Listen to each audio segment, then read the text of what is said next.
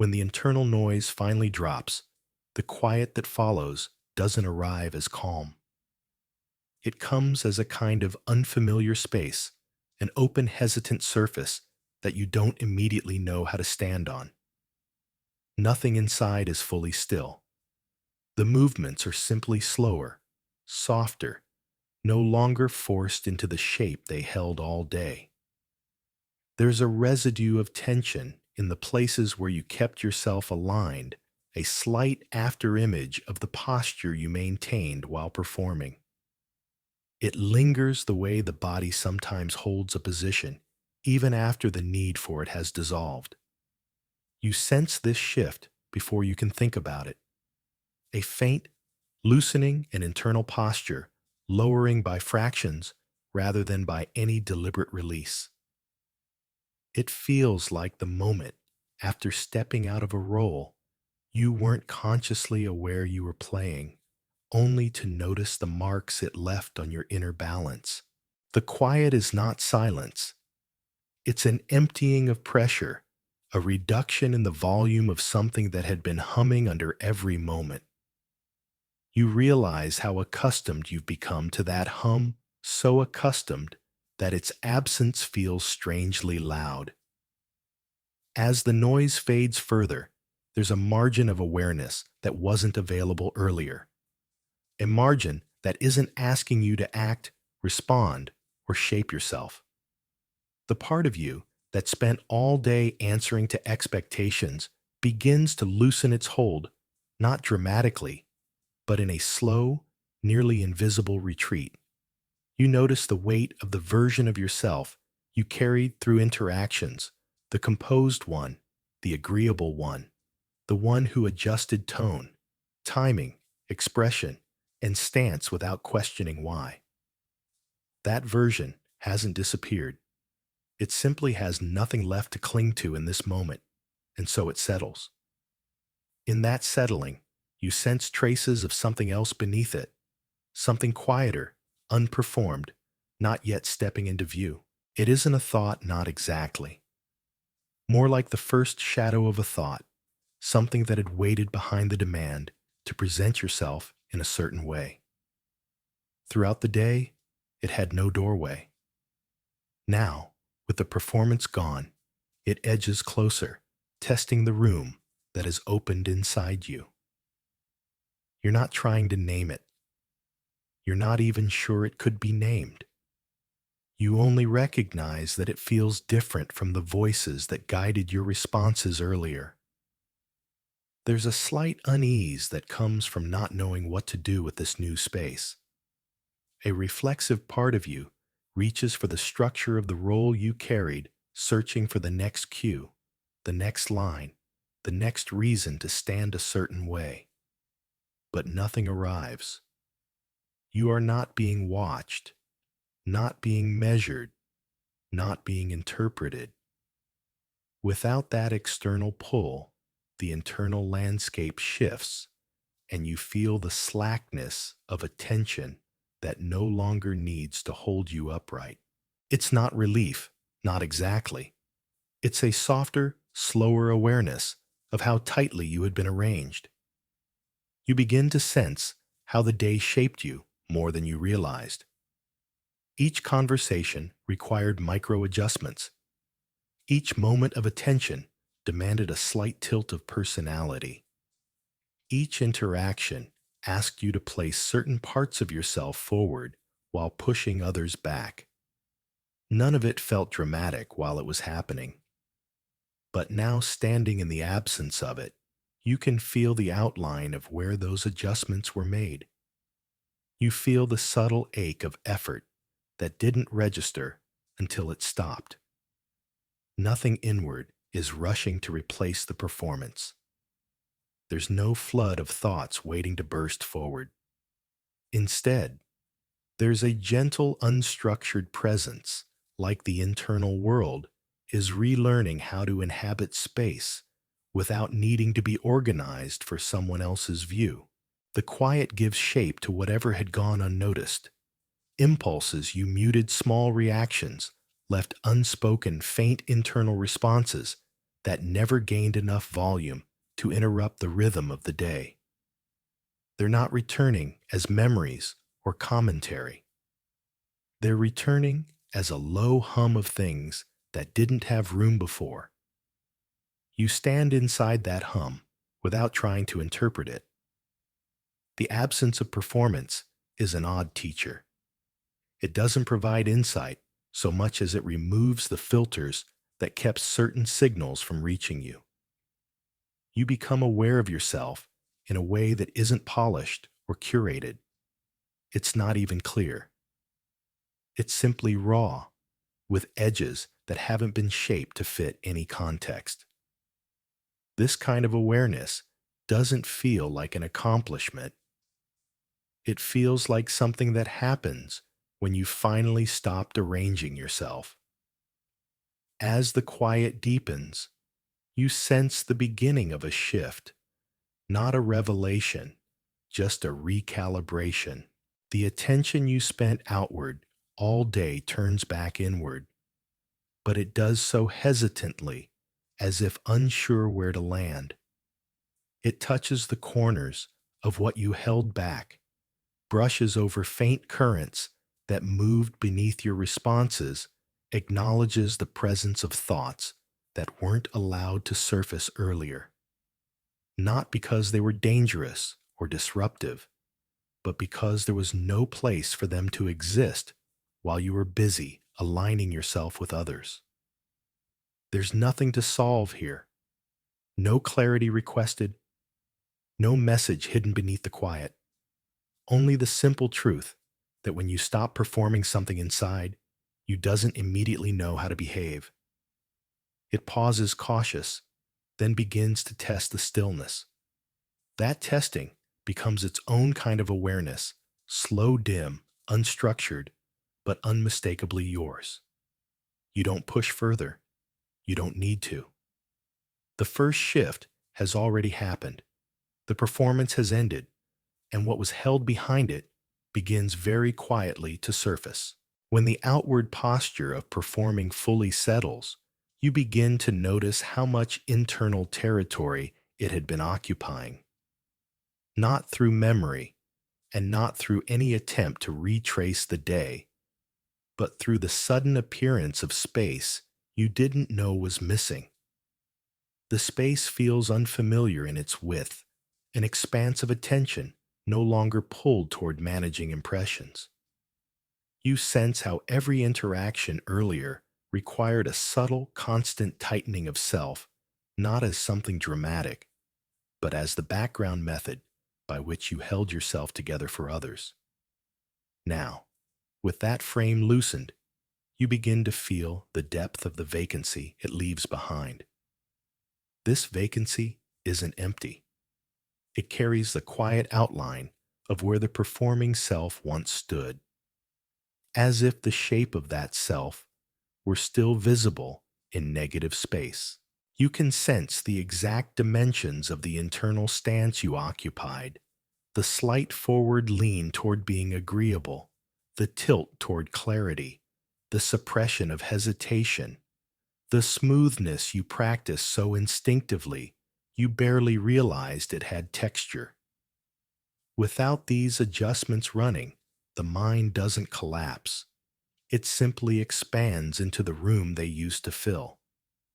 There's an early recognition that the performing self wasn't just an action, it was a spatial occupation, a kind of internal architecture built around making yourself legible, predictable, acceptable. The moment that architecture pauses, you can feel how many of your responses weren't the first ones that wanted to arrive. You don't feel guilt about that, only an observational distance, as if seeing the machinery of your own presentation without judgment. You sense how many impulses were compressed, so the visible version of you could remain smooth. You become aware of the silenced micro-reactions, the thoughts that flickered behind your face, before you answered the small emotional notes that surfaced before being flattened to keep the rhythm steady. the flashes of instinct that you translated into something more acceptable. These weren't suppressed dramatically. They were simply pushed to the edges so the performance could proceed without interruption. And now, in the absence of that performance, those edges begin to unroll, slightly extending inward. It becomes clearer that the act of performing doesn't end at the surface. It penetrates inward, shaping the way you hold your attention. Throughout the day, your attention stayed oriented outward, even when you were thinking, even when you were choosing words, even when you were reacting. Everything was filtered through the premise of how this will land. And that outward tilt claimed more internal space than you realized. Now, with that orientation gone, your attention shifts back to its resting position, revealing the space that had been obscured beneath the external demands. This shift isn't dramatic. It's slow, almost granular. You notice pockets of mental fatigue that don't feel like tiredness, but like the fading echo of something that once occupied too much volume. You sense places where your thoughts had been compressed into shapes meant for consumption. You notice how much of the day was spent editing yourself in real time, cleaning the edges of truth so they would fit more neatly into conversation. That editing had become second nature, so much so that its absence now feels like a sudden surplus of unstructured room. In this spaciousness, you start to perceive the parts of yourself that were bracketed off, not because they were unwelcome, but because they were inconvenient for the version of you the day required. You don't uncover them as memories. You sense them as quiet movements, subtle reappearances of internal tones that didn't have time to form. They were overshadowed by the need to maintain coherence when the world was watching. Now, with the world no longer watching, they step forward just enough to be felt, not understood. There's a moment when you realize how much energy was spent adjusting your inner world to match the outer pace. You see the contrast. Now the performing self moved quickly, decisively, responsively, while this unperformed inner layer moves slowly without any inherent direction. It doesn't seek approval. It doesn't calibrate itself. It simply moves where there is room. And for the first time all day, there is room. You begin to sense the boundaries of that room. It stretches further than expected because the performing self had been standing at the center of everything, blocking, redirecting, rephrasing. With that figure stepping aside, the internal landscape opens into angles your attention rarely visits. You don't explore it. You simply recognize its existence. Recognition alone alters your understanding of how much space performing once consumed. This awareness is subtle but grounding. Not grounding in the soothing sense, but grounding in the sense of rediscovering your own internal proportions. When performing, you shrink and expand in ways that make interacting easier. Now, without those distortions, you feel your natural dimensions returning messier, quieter, but truer to the way your thoughts move when unobserved. You feel a soft shift, a realization that the day didn't just take your time. It occupied your internal layout. It filled the mental corridors with expectations, tones, versions of yourself arranged for others. And now, in this late hour, those corridors are slowly emptying. The echoes quiet, the shapes dissolve, and what's left is the raw architecture of your mind. When it isn't trying to impress, reassure, soften, or align itself. You don't try to fill the space with meaning. You don't try to interpret what returns to you in this quieter state. You just acknowledge the spaciousness itself, this sudden, unfamiliar awareness of how much of you had been held back to make space for who you needed to be earlier. And in that awareness, something subtle happens. You start to see the scale of your inner world without the distortion of performance. You see where the day had taken up residence and where it has now emptied out. You see the outlines of thoughts that could not surface before. You see the room that returns to you only when you stop presenting. Nothing more needs to arrive yet. The noticing alone is enough to shift the atmosphere inside you. When the front layer finally relaxes, the first movements that rise behind it don't feel like thoughts. They feel more like soft adjustments in the internal atmosphere, subtle shifts in tone rather than content. Almost as if the mind is recalibrating after holding a fixed expression for too long. You sense these shifts before you can describe them. They slip into awareness the way faint background sounds emerge only after the louder ones fade. They don't push forward. They drift, testing whether the space is safe to exist in now that the need to perform has quieted. There's a moment when you realize the front layer wasn't just a behavioral surface. It was a filter, a shaping mechanism, something that kept only certain parts of you available throughout the day. With it relaxed, you can feel the loosened edges of whatever lived beneath it. These edges don't arrive with urgency. They hover gently, almost cautious, as if unsure whether they're permitted to approach. You sense their presence before you recognize any meaning in them, like encountering the outline of something through fog. What appears first is movement without narrative and internal shifting that doesn't aim toward clarity. It's the opposite of how you normally think. Instead of ideas forming sentences, these movements feel like tonal awakenings, the beginnings of reactions that never had time to become fully felt. They rise in small, irregular pulses, noticeable only because the rest of you has slowed enough to perceive them. Earlier, they would have vanished into the momentum of keeping up with expectations. These movements don't seem to want expression.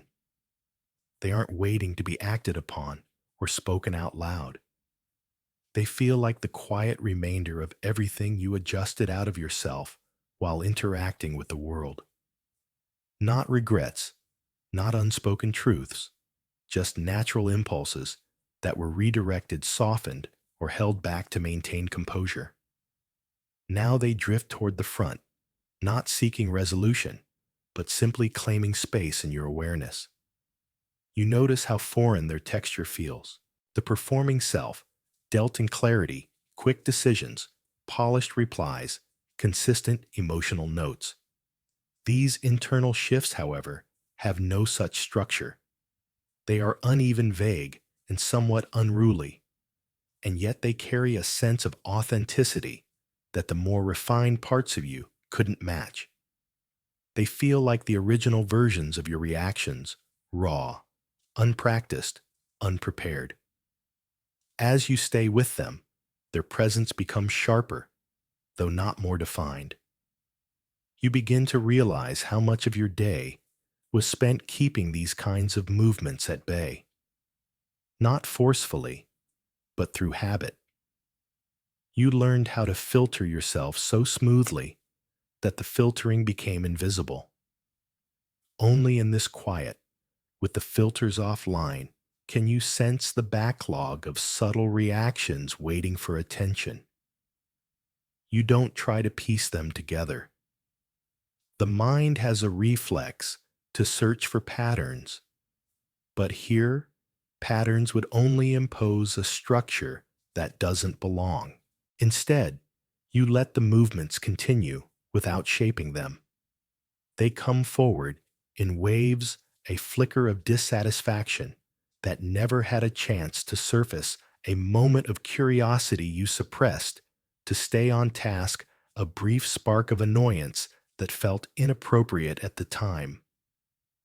None of these hold emotional force now.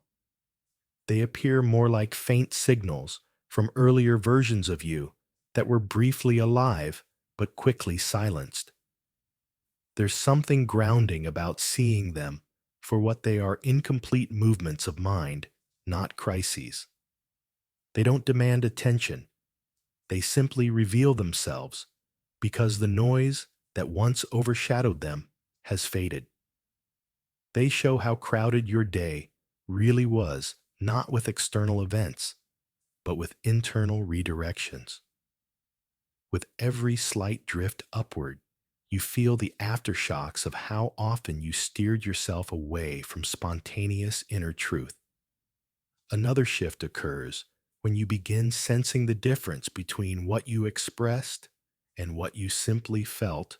The gap between those two is often imperceptible while you're interacting with others. Only now do you see how large it can be. Those faint shifts carry the tones of your unspoken self, less constrained, less edited, less polite. Not necessarily harsher, just more honest in their initial form. You notice, too, how these shifts don't come in any logical order. They don't follow the timeline of your day.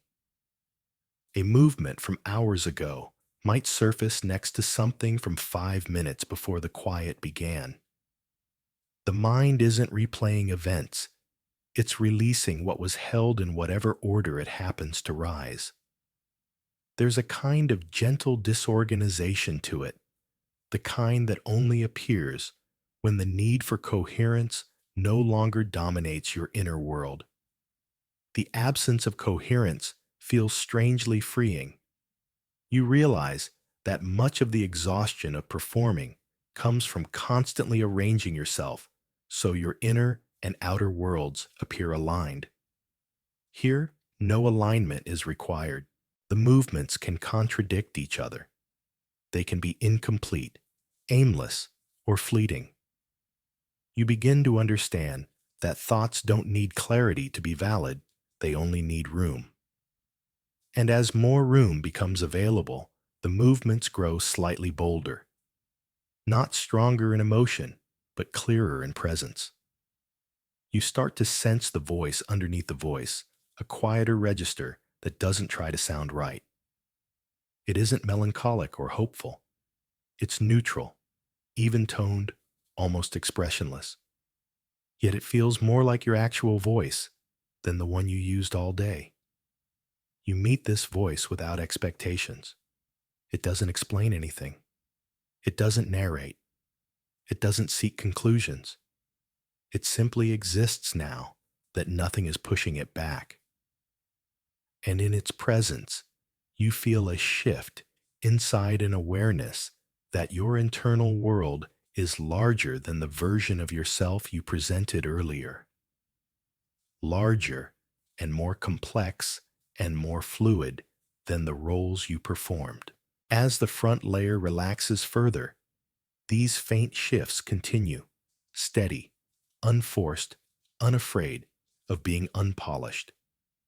And you understand in a very quiet way that this is what your mind sounds like when it isn't trying to be anything at all.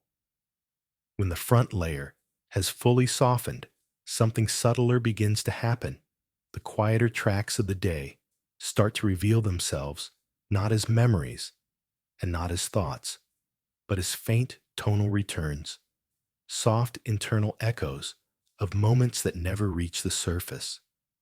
They don't arrive with images, and they don't tell a story. They emerge the way a dim frequency becomes audible only after the dominant one fades, slipping into awareness with no effort on your part, as if they had been waiting beneath the tempo of the day for the first available silence. You begin to sense that your day carried multiple layers at once: the layer you performed, on the layer you consciously noticed, and another layer beneath all of that one that registered things you didn't have time or freedom to feel fully. This underlying layer wasn't absent. It was simply muted by urgency responsibility or the momentum of keeping up. Now that everything has slowed, the muted layer starts to rise not forcefully, not insistently, but with the patience of something that always knew its time would come at the end. What surfaces first is not a complete emotion, but the residue of one, the faint outline of a reaction that tried to form earlier but never had the chance. You feel a brief tightening from a moment of discomfort you glossed over, or a flick of warmth from a moment you didn't let yourself linger on, or the slightest trace of frustration you smoothed out so quickly that only the echo remains. These outlines have no narrative. They float through the mind as tonal fragments detached from context, yet unmistakably part of your day. You start to notice how often these hidden tracks formed without your awareness. A conversation carried a tone that didn't sit right with you. A brief silence left you slightly uncertain. A passing remark created a spark you didn't explore. None of these moments demanded action at the time.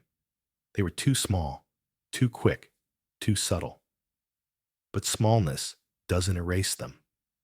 It only pushes them into the quieter corners of your mind where they wait for the performance to end. As you stay with this, another realization forms. These tracks were not suppressed intentionally. You didn't hide them from yourself out of fear or avoidance. You simply didn't have the internal bandwidth to let them surface while you were busy navigating speech, expression, tone, pacing expectations. So they slipped underneath, unnoticed, but not unrecorded. Now, in the softened quiet, they untangle themselves from the rush of the day. You can feel them as texture smooth in some places, jagged in others, warm or cool, depending on the tone they carried when they first flickered. You don't remember what caused them, but you don't need to. Their origins matter less than the fact that they were here all along, shaping your internal state from behind the scenes. One of the most surprising sensations is how neutral these returns feel. You expect them to carry emotion, but instead, they present themselves as traces almost like completed gestures that never reached your awareness. They drift through with the softness of something that is neither asking to be handled nor pushing to be felt. Their only purpose seems to be presence. You begin to sense the difference between what your mind captured and what it allowed you to experience during the day. The captured material lives here in these quiet tracks. It is quieter than your conscious reactions, but somehow more stable, more honest. It registered the tone of someone's voice, even when you were too busy answering to notice. It caught the hesitations in yourself, even when you were moving too quickly to pause. It felt the shift in the room before you adjusted to match it. The day recorded more than you realized, and now the recording plays itself back in a low, steady way that invites no interpretation. These faint returns don't ask you to do anything. They don't seek to trigger memory or analysis. They simply want room to exist because they didn't have it earlier. In giving them room, you're not unpacking your day. You're acknowledging the parts of it that lived beneath your performance. This acknowledgement creates a widening inside you, a subtle expansion that feels neither comforting nor painful. It feels truthful in a quiet way that doesn't need to prove anything. As more layers surface, The fragmentation of these tonal returns becomes clearer. They don't relate to one another. They don't form a chain. Each comes forward on its own schedule, appearing briefly before fading into the background again. A spike of tension that lasted seconds during the afternoon. A withheld laugh. A flick of confusion. A moment when you wanted to speak, but didn't. A moment when you spoke, but didn't say exactly what you meant. These aren't regrets, and they aren't emotional baggage. They are simply the contents of your inner track, finally given airtime. You start to recognize how much of your inner life happens outside of conscious awareness, not because you avoid it, but because life moves too quickly to let subtlety speak. These resurfacing fragments show you the quiet complexity beneath your interactions.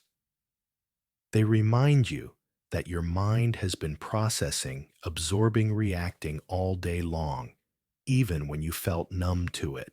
The resurfacing is gentle, but it deepens. You sense the feeling tones more clearly now, though still without details. A coolness from something that unsettled you. A warmth from something that momentarily connected. A faint heaviness in places where your energy dipped. A brief lift in places where something unexpectedly aligned. Though you don't revisit the events themselves, these tonal residues let you feel the truth of how the day actually landed on you, not the polished version you performed, but the quiet version that registered everything in the background. And as these quiet tracks move through you, you realize that none of them are trying to change you. They only want recognition. They want to exist in this late hour awareness where nothing is demanded of them. The act of noticing them, not probing, not interpreting, just noticing, allows them to soften further, drifting back into the quiet from which they emerged. You stand in that quiet, sensing the undercurrent of your day, not as a story, but as a collection of internal tones that never had the chance to be felt. They pass through you like soft shadows, and in their movement, you feel the first real contact with parts of yourself that lived just beneath the surface while you performed. At this depth of quiet, something sharper begins to occur, not sharp in content, but in contrast. Amid the soft background where forgotten tones drift, a few thoughts suddenly step forward with unexpected clarity, rising like brief spikes on an otherwise even surface. They do not feel intrusive. They do not feel urgent. They simply appear with a kind of crispness that stands out against the dimness around them, as if they held a different internal temperature from the rest of the day's residue. These micro foreground spikes don't stay long. They flare for a moment, then dissolve back into the wider quiet.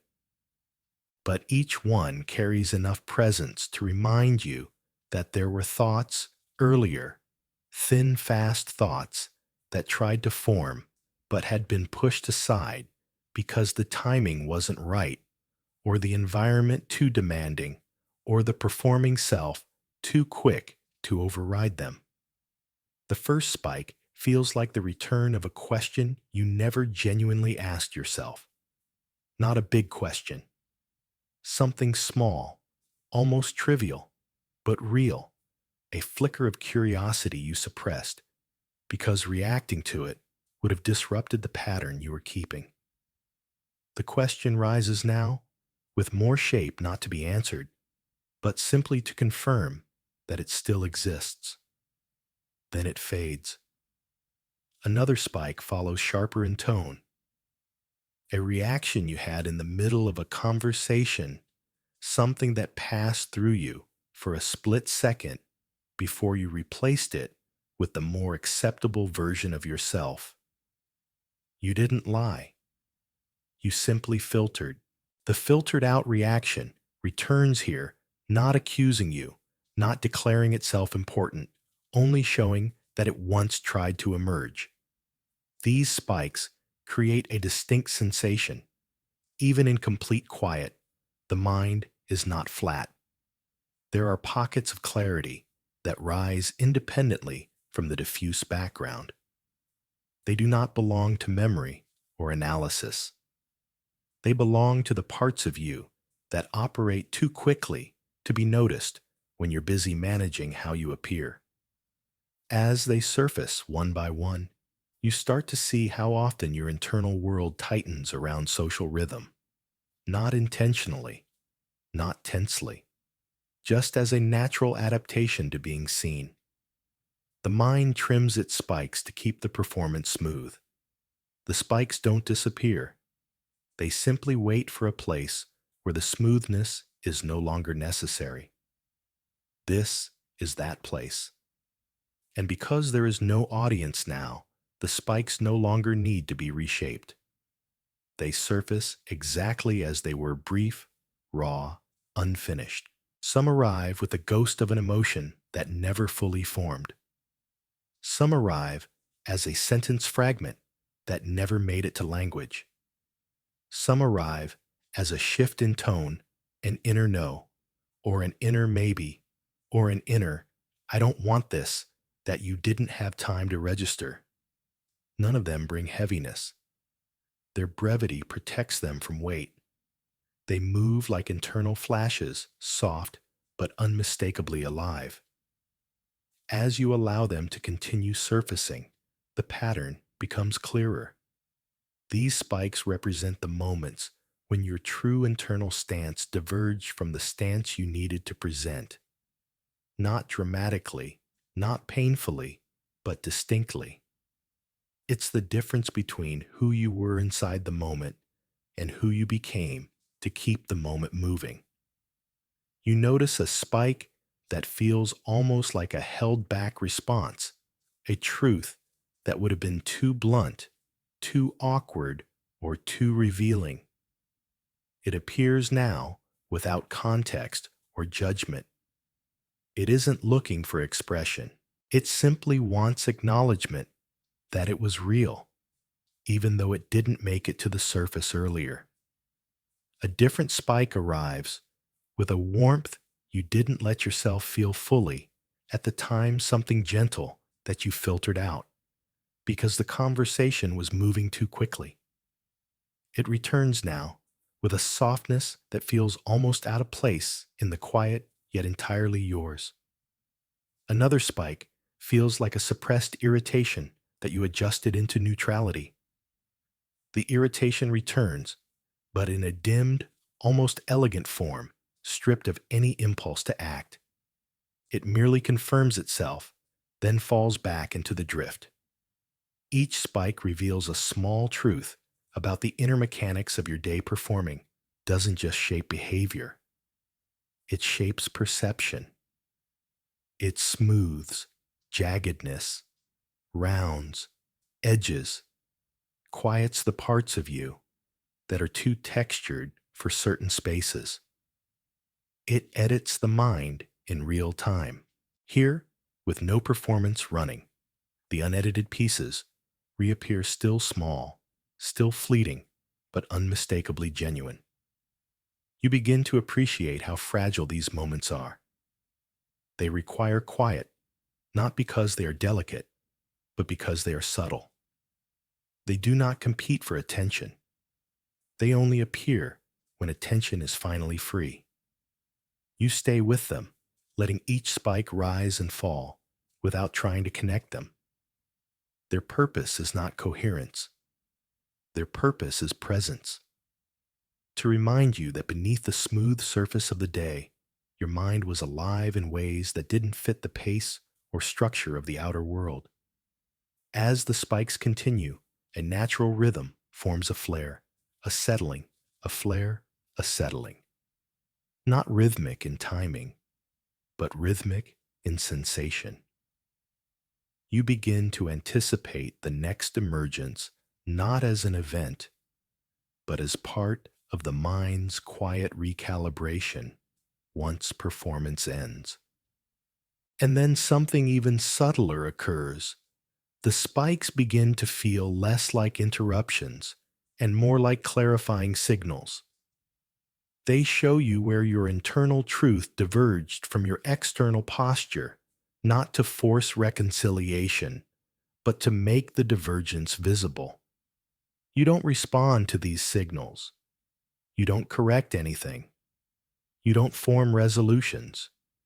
You simply let the internal landscape display itself without intervention. One final spike appears less distinct, more diffuse, as though it contains several earlier ones blended together. It rises, holds for a breath, then dissolves without leaving an emotional mark.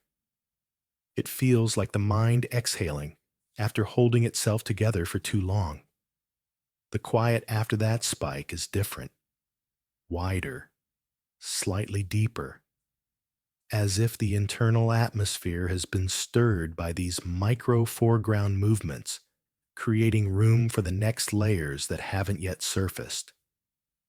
You don't wait for them. You simply recognize that the front layer of the day has fully dropped, and the mind is beginning to reveal what was hidden, not dramatically, not all at once, but in signals small enough to miss unless you're right here, in this soft late hour, watching them appear and fade. When the foreground spikes fade back into the wider quiet, something more understated begins to take shape, a soft awareness of everything that stayed muted throughout the day.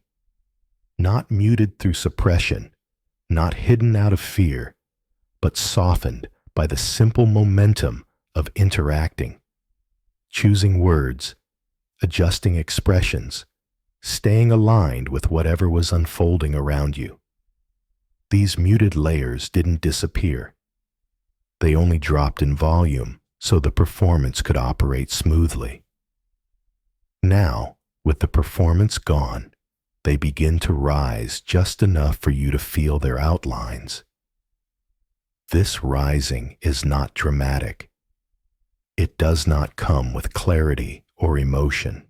It feels more like discovering that beneath the surface you lived on earlier, there were several internal channels playing at once, so quiet you could only catch fragments of them while occupied. You sense them now as faint internal tones, each carrying a different texture. One slightly tense, one slightly warm, one slightly restless, one slightly unresolved. They don't compete. They simply coexist in the dimness. You start to recognize how many small reactions never reach the front of your awareness today. A tiny discomfort you pushed aside so you could continue the conversation. A momentary spark of interest that didn't get enough attention to develop. A brief inward recoil at a tone someone used. A passing lift in your chest when something felt unexpectedly right. None of these made it into your conscious reflection. They were too subtle, too quick, overshadowed by the need to be coherent in real time. Now, they return as essences, no storyline, no images, just shifts of internal temperature that you can finally register. One has the coolness of a moment you didn't quite agree with. One carries the warmth of something that made you feel briefly seen. One holds a faint static of uneasiness from an interaction you didn't fully resolve inside yourself. They drift upward like layers of sediment disturbed only after the water has gone still. You begin to see how automatic the muting has become. It wasn't intentional. You didn't decide to silence anything. You simply moved through your day with the awareness necessary to function, and the rest slipped underneath. Performing requires a kind of narrowing, focusing your attention on the immediate, the presentable, the socially workable. in that narrowing, other layers stay quiet, so they don't disrupt the flow.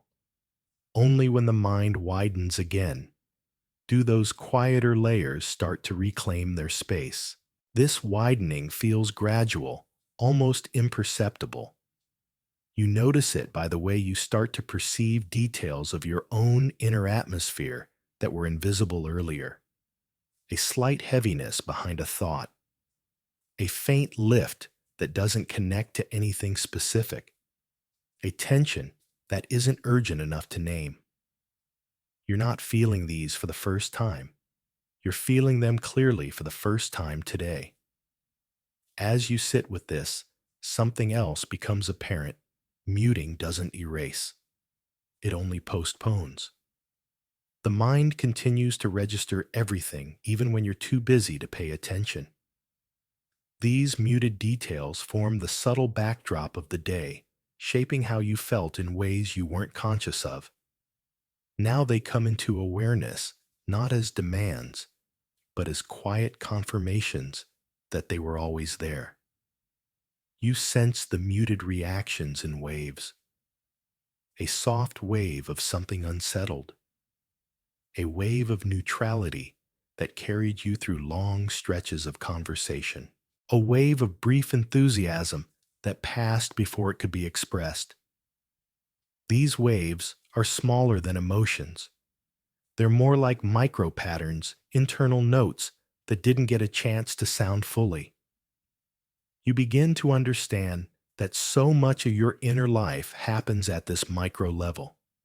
Not dramatic, not overwhelming, not even definable, just present, subtly influencing how you carried yourself while the performing self stayed in control. These micro-layered tones tell a story only in the sense that they reveal a fuller picture of how your day shaped itself internally. The muted warmth from earlier rises next. It doesn't come with imagery or nostalgia. It's simply a reminder that something today touched you gently before you redirected your attention. You let it pass then. Now it returns with its original softness intact, no larger than before, just clearer.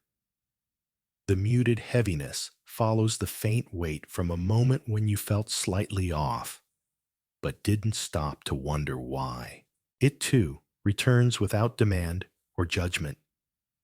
Then comes the muted neutrality, the steady blank middle that carried you through tasks and interactions.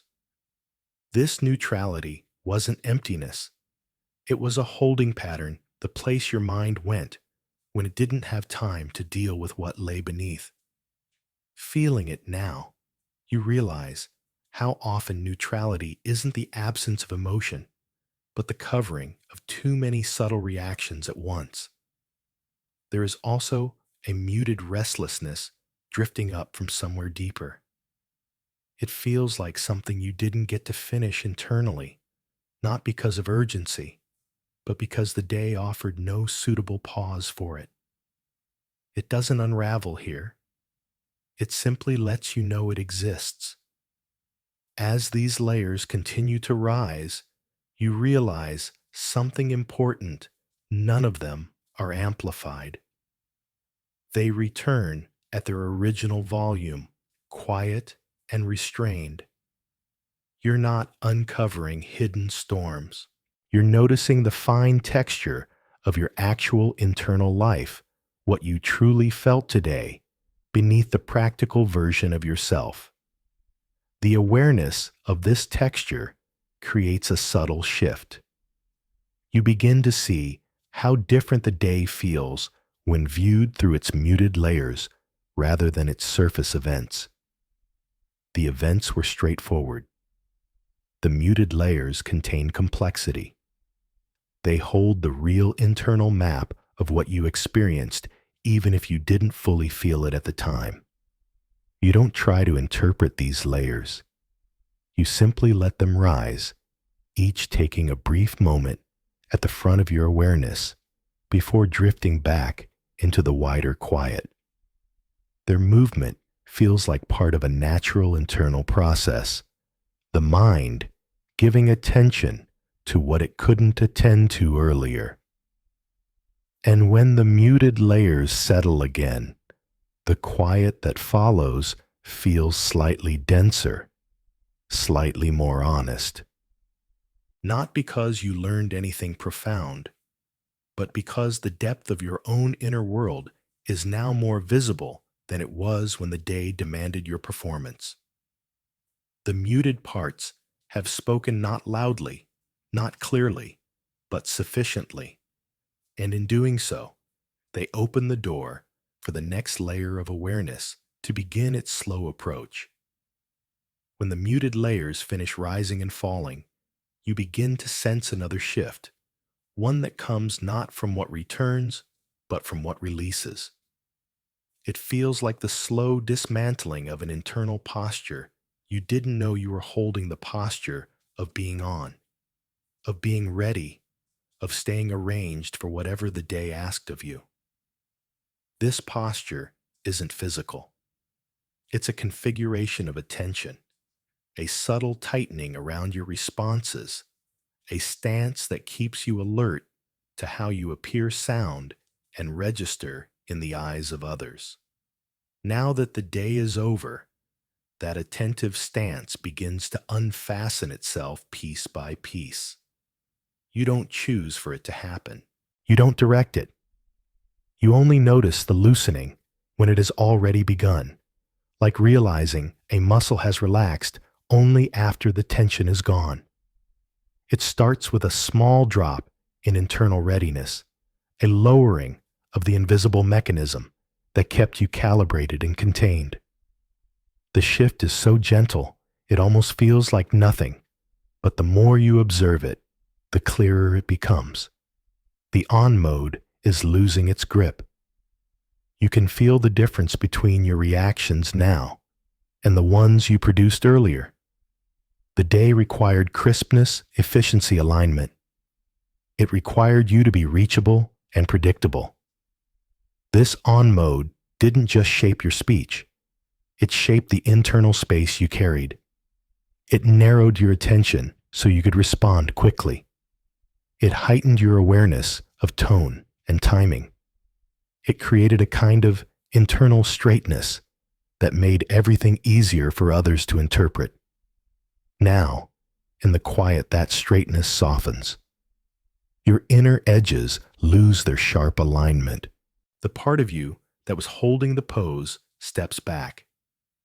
The effect isn't dramatic, it's more like an uncoiling. Something inside stretches into the space left behind. As this uncoiling continues, you begin to sense how deeply the on mode structured your inner world. Throughout the day, you positioned yourself slightly forward, emotionally and cognitively, as if always leaning toward the next moment. Even when you weren't stressed, even when everything felt fine, that forward tilt persisted. It was the posture of staying ready, the posture of adjusting before problems even appeared, the posture of anticipating rather than simply being. In the dim quiet, that forward tilt slowly retreats to a more natural position. You notice gaps between thoughts, where earlier there would have been quick internal corrections, little adjustments you made automatically to keep your presentation smooth. Questions like, does this make sense? Or how will this land, normally sat close to the surface, guiding your reactions. Now those questions don't rise. They feel distant, irrelevant, almost foreign. Without them, the mind settles into a softer shape, one that isn't trying to be understood or predictable. The dismantling of the on mode also reveals how much of your day involved translation, translating your raw reactions into socially coherent expressions. You weren't pretending. You weren't hiding. You were simply adjusting constantly, almost invisibly. But now that the adjustments have stopped, you can feel their absence like a loosened knot. There is more room inside your attention. The space that pressure once filled is now available for something slower. A faint uneasiness rises with this loosening, not discomfort, more like uncertainty. Without the posture of readiness, without the internal scaffolding that supported your day, you find yourself standing in an inner place with no defined edges. There is no script here, no expectation, no next move. And the mind, so accustomed to having a direction, hesitates. It doesn't know what to do with the emptiness. But the hesitation is brief. It passes as gently as it came. The mind realizes it doesn't need to do anything at all. This is the beginning of a different kind of presence, one that isn't framed by roles or shaped by performance. It's the presence that emerges when nothing is required of you. You sense it not as an emotion, but as a shift in internal gravity. Instead of leaning outward, your awareness begins to settle inward toward a center that doesn't need to be held up. The dismantling continues in slow increments. You feel it in the way your thoughts drift rather than organize themselves. You feel it in the way your inner voice quiets, no longer rehearsing or evaluating. You feel it in how time stretches differently, no longer broken into tasks or responses. The on mode lived through structure. The off mode breathes in softness. As the posture collapses further, you sense how deeply layered it was. There was the surface version, how you spoke, how you acted, how you shaped yourself around others. Beneath that was a layer of internal monitoring, tracking reactions, gauging timing, adjusting tone. Beneath that was a layer of readiness, preparing for possibilities before they appeared. Beneath that, another layer, an identity shaped around being reliable, reasonable, agreeable. Each layer loses tension now, one by one, without fanfare. You realize that this dismantling doesn't reveal a different self. It simply reveals space. The space where the performing self stood. The space where you held yourself in the shape others expected. The space where your reactions lived before being translated into acceptable versions. None of it feels like loss. It feels like returning to your original dimensions after spending too long standing in a narrow doorway. You don't try to reclaim those dimensions. You don't have to. They expand on their own slowly as the posture of readiness fades into something softer.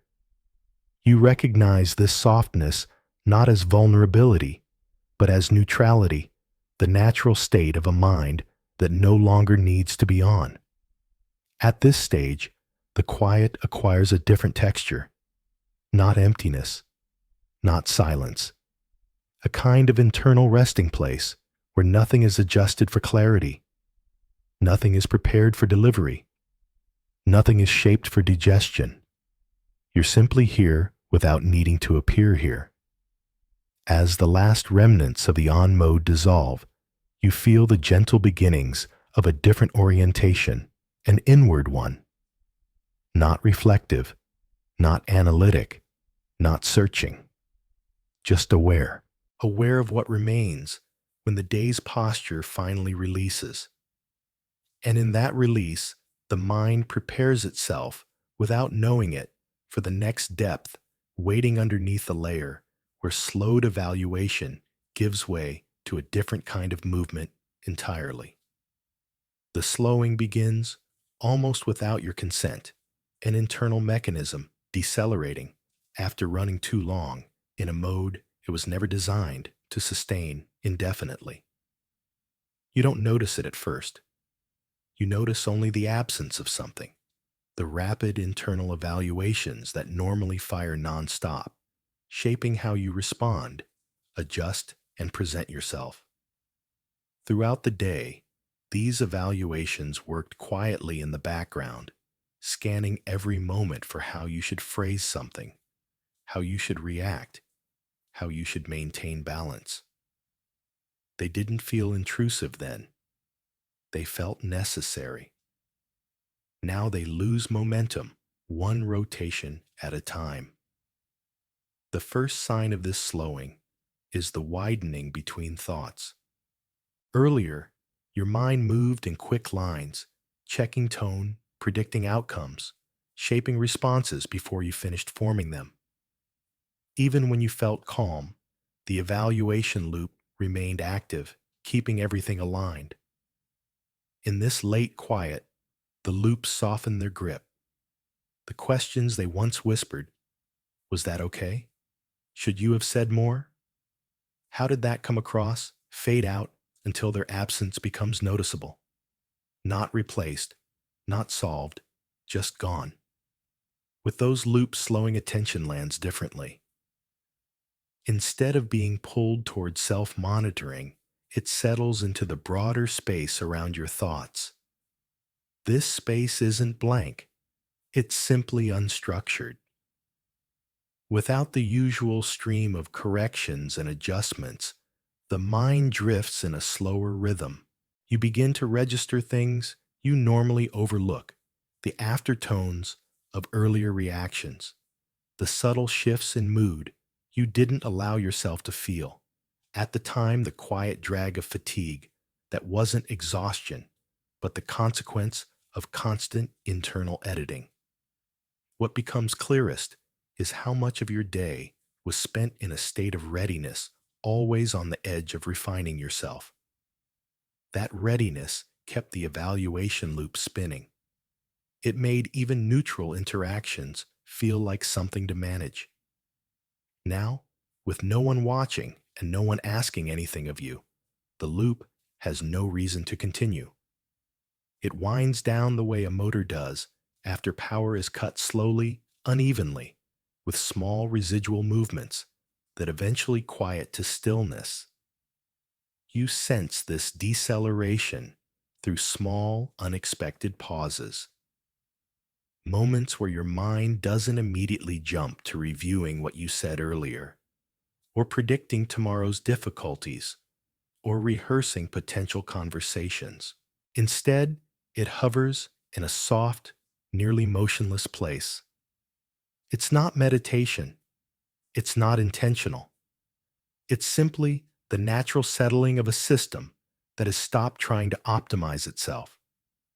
In the widening silence, you can feel the evaluation loop's old patterns still flickering now and then, brief attempts to restart themselves out of habit. A thought appears. Did you handle that situation well? But instead of spiraling, it disperses before taking shape. Another thought tries to replay a moment from the afternoon, but its momentum collapses almost immediately, unable to sustain its usual drive without the machinery of self-correction behind it. You start recognizing how much energy went into maintaining that machinery. Not dramatic effort, but constant micro-level adjustments. The evaluation loop wasn't loud, it was steady. A background hum that shaped every sentence you spoke, every glance you returned, every choice you made to soften or hold back or speed up.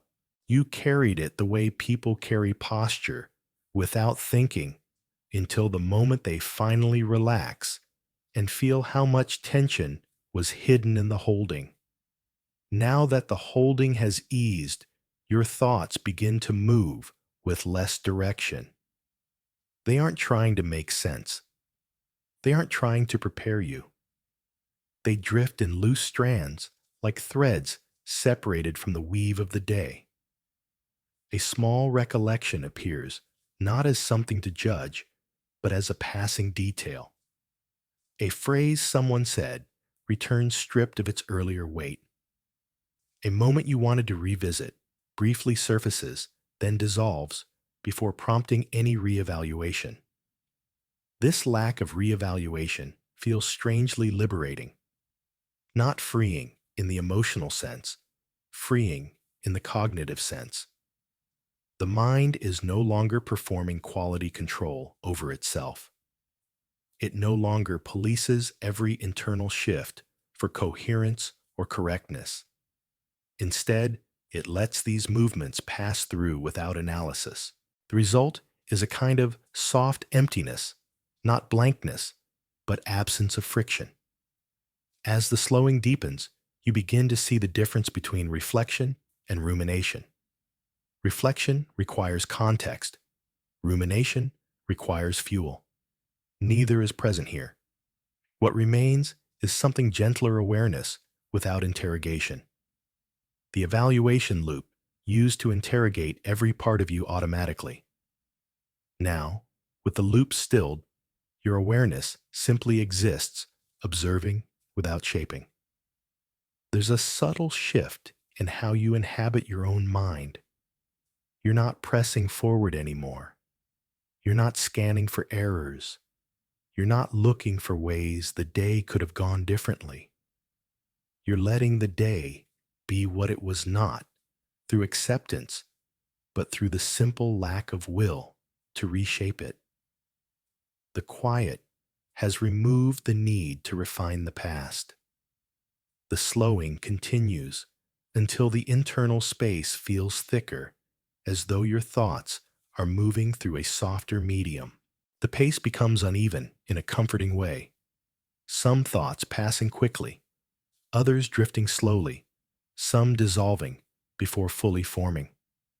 You realize that this is your mind without the pressure to be efficient, without the mandate to keep everything aligned, without the need to anticipate how each internal movement might translate into external behavior.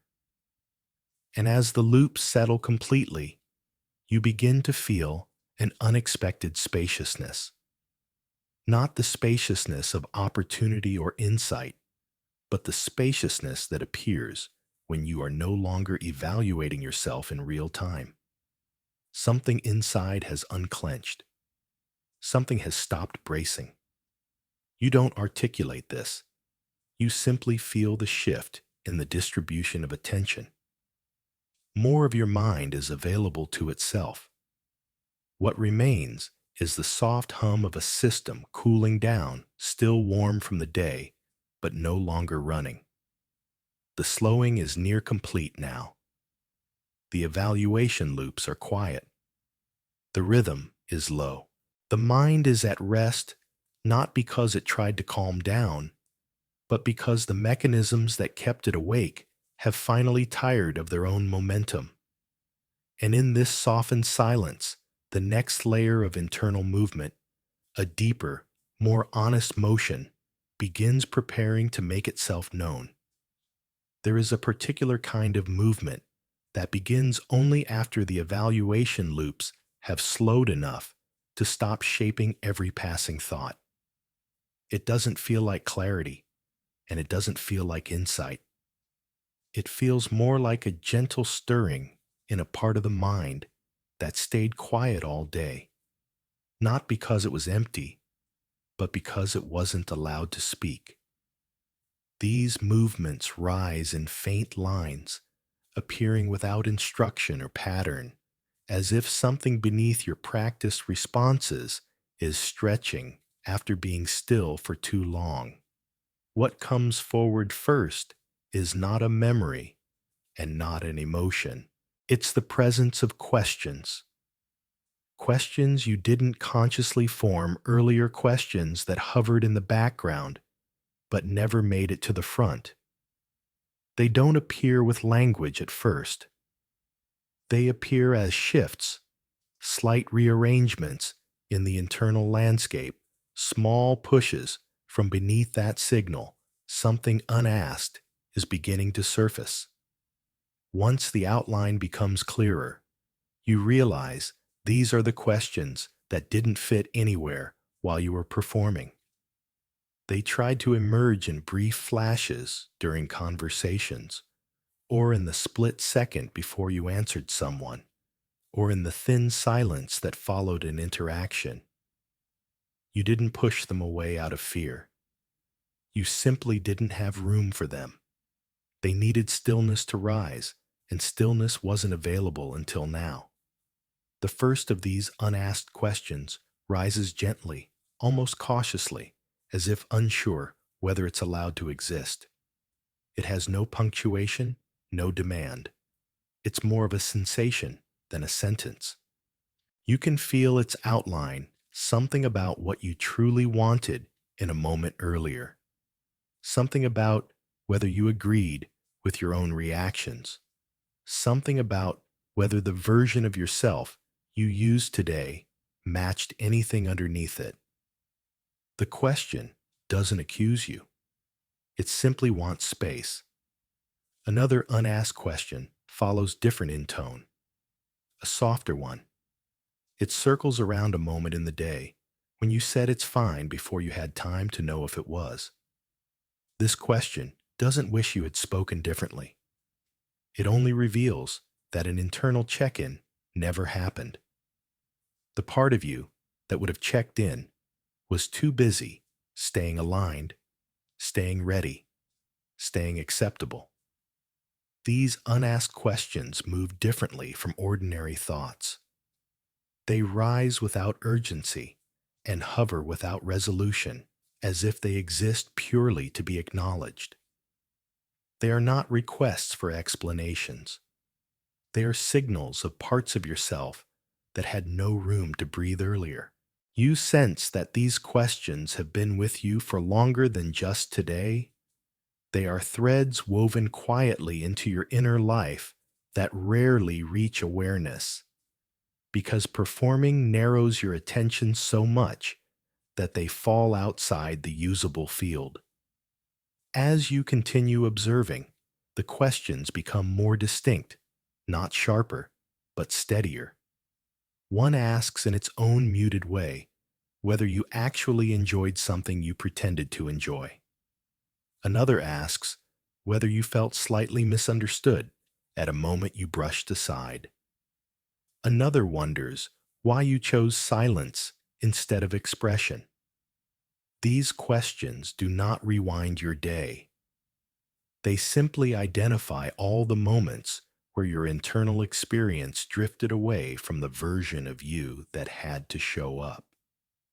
The unusual thing is how gentle they feel. You expect discomfort. You expect introspective tension. But these unasked questions hold no intensity. They approach without judgment, simply wanting to exist, now that nothing else is occupying the mental stage. You realize they didn't need answers earlier. They only needed awareness. They needed you to notice that you hadn't noticed. Some questions come in incomplete form fragments that never had the chance to become whole because they would have required you to step out of your role for too long. Now, these fragments don't try to finish themselves. They drift in as partial thoughts, just enough to let you know they were once alive. Their incompleteness becomes part of their nature. They are not questions seeking resolution, but questions seeking air. One of these fragments carries the faint weight of, "Was that really how you felt?" Another carries the echo of, "Did that moment matter more than you let on?" Another carries the softness of, "Do you need something you haven't admitted?" None push for answers. None linger as problems. Each appears, hovers, then steps back as if the mind itself is practicing how to allow internal truth without forcing it to grow into something more structured. Then comes a deeper movement, a cluster of questions you didn't even know you weren't asking. Questions about your own comfort, about the pace you kept, about the small internal misalignments that never had time to register. You feel them as slight pressures, not unpleasant, just present. They drift upward, one at a time, each revealing a part of yourself that went untouched during the day. These deeper questions do not rise to provoke you. They rise because the quiet is finally deep enough to hold them. With each question, you feel an internal shift, the movement from avoidance to awareness. Not that you avoided anything consciously, you simply prioritized functioning over noticing. Now the noticing happens without effort. The questions float near the surface without pulling you down. They exist in a soft, stable place that feels honest without feeling heavy. You become aware of a still deeper layer, the recognition that these questions were not unasked because they were difficult. They were unasked because they required a different pace, a pace the world rarely gives you. They required the slow rhythm of inner life, not the quick tempo of outer interaction. And now, with the tempo lowered, they rise in tempo that matches the night. Toward the end of this unfolding, you begin to sense something resembling coherence, not in the questions themselves, but in your response to their presence. You notice that the mind feels larger when it lets these unasked questions be present without turning them into solutions. You sense that the internal world expands when the performing self loosens enough to let what was silent become audible. The questions don't need to be asked aloud, and they certainly don't need answers. Acknowledgement is their only requirement. As the movements settle, one final unasked question appears quieter than the rest. It carries no theme, no direction, only the faint suggestion of what else have you not allowed yourself to feel today. It stays a moment longer than the others, then dissolves into the wide, dim quiet, leaving behind not resolution, but a slightly clearer sense of the space within you that was blocked by the day's performance. And for now, that space is enough. There is a softness that begins to rise once the unasked questions have drifted through a warmth that doesn't belong to comfort, but to recognition. It comes not from anything soothing, not from relief, but from small, unfiltered reactions that begin to appear now that the performing self has stepped aside. These reactions are not dramatic. They aren't even fully formed. They flicker briefly, like sparks from a quieter, more authentic current beneath everything you showed today. And in their brief appearance, they reveal how much of your inner world never makes it through the filter of being presentable. The first of these reactions comes unexpectedly, an unpolished response you had earlier, but quickly smoothed down to stay agreeable. It rises now with its original texture, intact, unrefined, and unadjusted. It doesn't carry anger or sharpness. It simply shows itself as it was before you reshaped it for the moment. You feel it for what it truly is, a natural, unprocessed signal from within that had no space to exist while the day demanded coherence. Here, in this softer environment, it does not feel disruptive. It feels accurate. Soon, another reaction surfaces, this one carrying a faint lift, something like excitement or interest that you muted earlier because the moment didn't allow for enthusiasm. The return is gentle, almost hesitant. It holds warmth, not because it is emotional, but because it is unfiltered. The purity of the reaction gives it heat. It's not strong, not dramatic, but unmistakably more honest than the refined expressions you offered others. These unfiltered reactions rise like brief flashes of color in an otherwise dim interior. None stay long. They appear, they linger for a moment, then they fade without requiring interpretation. Their presence is enough. Each return shows a way in which your internal world had to bend during the day, small suppressions, quick edits, tiny redirections that helped you stay steady in your interactions.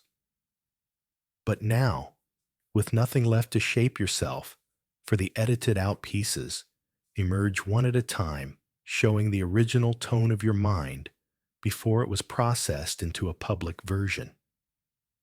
You begin to notice the distinction between a reaction that was performed, one that was trimmed, corrected, or softened, and a reaction that rises without any intention to be seen.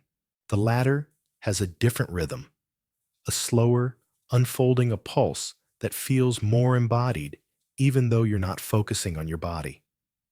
It's an internal warmth that belongs only to you, untouched by calculation or self-management.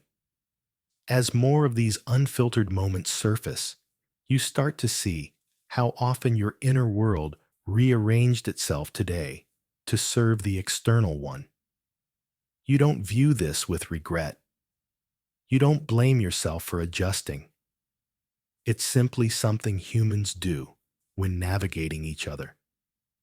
But now that you've stepped out of that mode, the contrast between the adjusted self and the spontaneous self becomes clearer. The spontaneous self is softer, quieter, but also truer. Its reactions carry a texture that you don't usually let yourself feel fully. You sense a muted irritation, rising one you converted into neutrality earlier, before it even had the chance to form words. Here, it doesn't feel like irritation.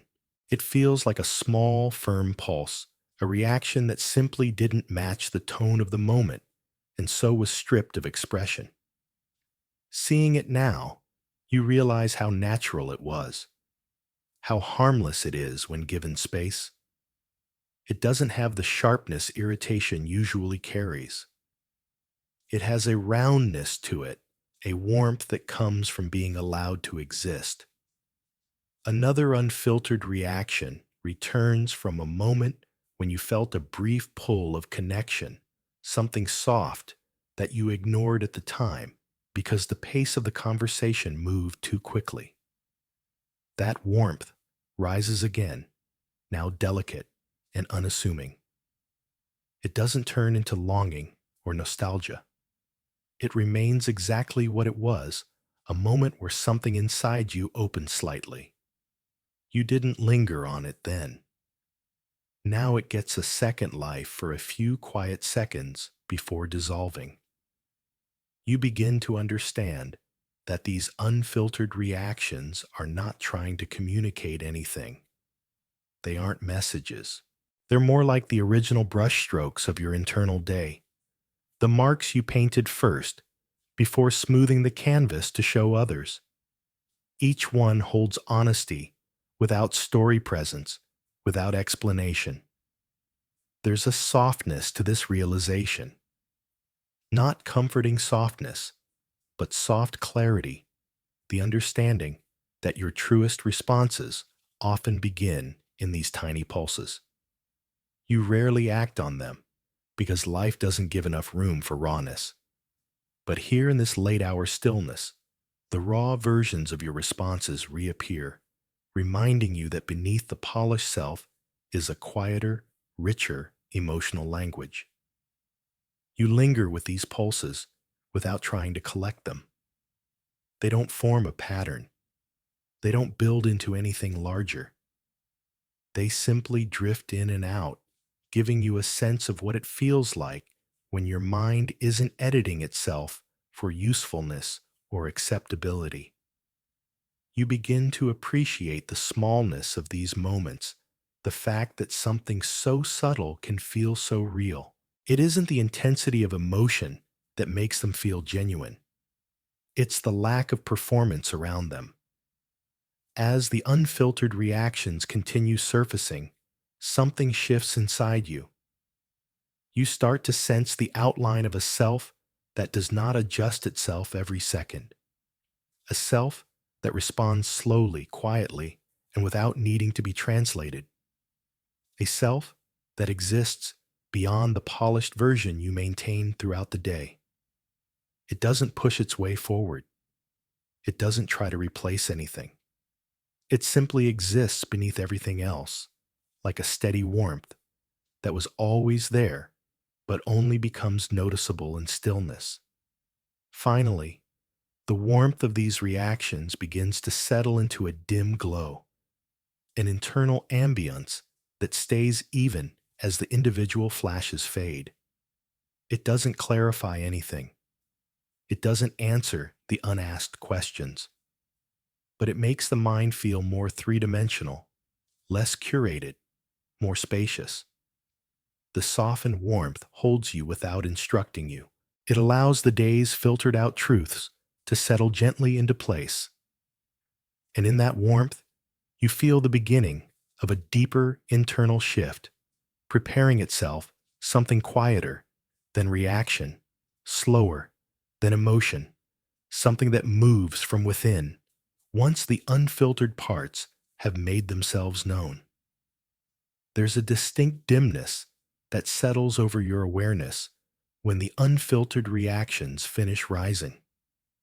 It's not darkness and not numbness, more like a subtle shift in internal lighting, the kind that reveals things that were always present but never illuminated enough to see. In this softened dimness, you begin to sense a separation within yourself. The part that showed up today, shaped and polished for the world, and the part that stayed silent holding its place behind that presentation. The distance between the two isn't dramatic, but it's noticeable, like seeing two outlines overlap imperfectly. The version of you that appeared throughout the day had clarity. It spoke in clean lines. It answered in organized rhythms. It chose tones that fit the moment. That version wasn't false. It just wasn't complete. It occupied the position closest to the outside world, the one most easily reached and most easily interpreted. You can feel its residual presence now, still neat, still structured, still carrying a faint echo of the duties it fulfilled. But beneath it, another presence begins to move, a quieter one, slower, less certain of its form. This silent presence didn't disappear during the day. It simply stayed deep enough not to interfere, adjusting around the pressure of having to appear composed and consistent. Only now, as the mind sinks into a lower rhythm, does that silent presence drift upward in a way that can be felt. At first, it appears as contrast. The polished self feels slightly distant, slightly rigid, while the silent self feels fluid, unfinished, unarranged. The contrast is gentle, not tense. It simply marks the difference between the parts of you used for interaction and the parts left untouched because the day didn't provide room for them. You begin to notice how often the silent self stepped back for the performing self to lead. The stepping back wasn't forced. It was habitual. It happened whenever you needed to be polite, to be quick to be helpful, to be easy to read. It happened whenever you sensed someone else's expectations before sensing your own. The silent self adapted by moving away from the surface, not resentfully, but out of learned efficiency. Now, in the dimness, it comes forward not to replace the other self, not to contradict it, but simply because the space is finally open. You feel this appearance as a presence without content. It doesn't bring thoughts or emotions with it. It brings texture and internal density, a faint sense of depth, a quiet pull that feels more like returning than discovering. It feels like the part of you that exists when no one is watching, when no one is waiting for you to respond, when there's no role to maintain and no tone to match. The emerging presence doesn't offer insight. It doesn't carry messages about authenticity. It simply moves closer, and in doing so, it reveals how different your internal world becomes when you aren't performing. You realize that the performing self faces outward, the silent self faces inward. One seeks alignment, the other seeks nothing at all. One speaks in polished rhythms, the other speaks in murmurs too faint to reach consciousness until the surrounding noise has died down. You remain with this awareness long enough for the contrast to settle. The two selves don't clash.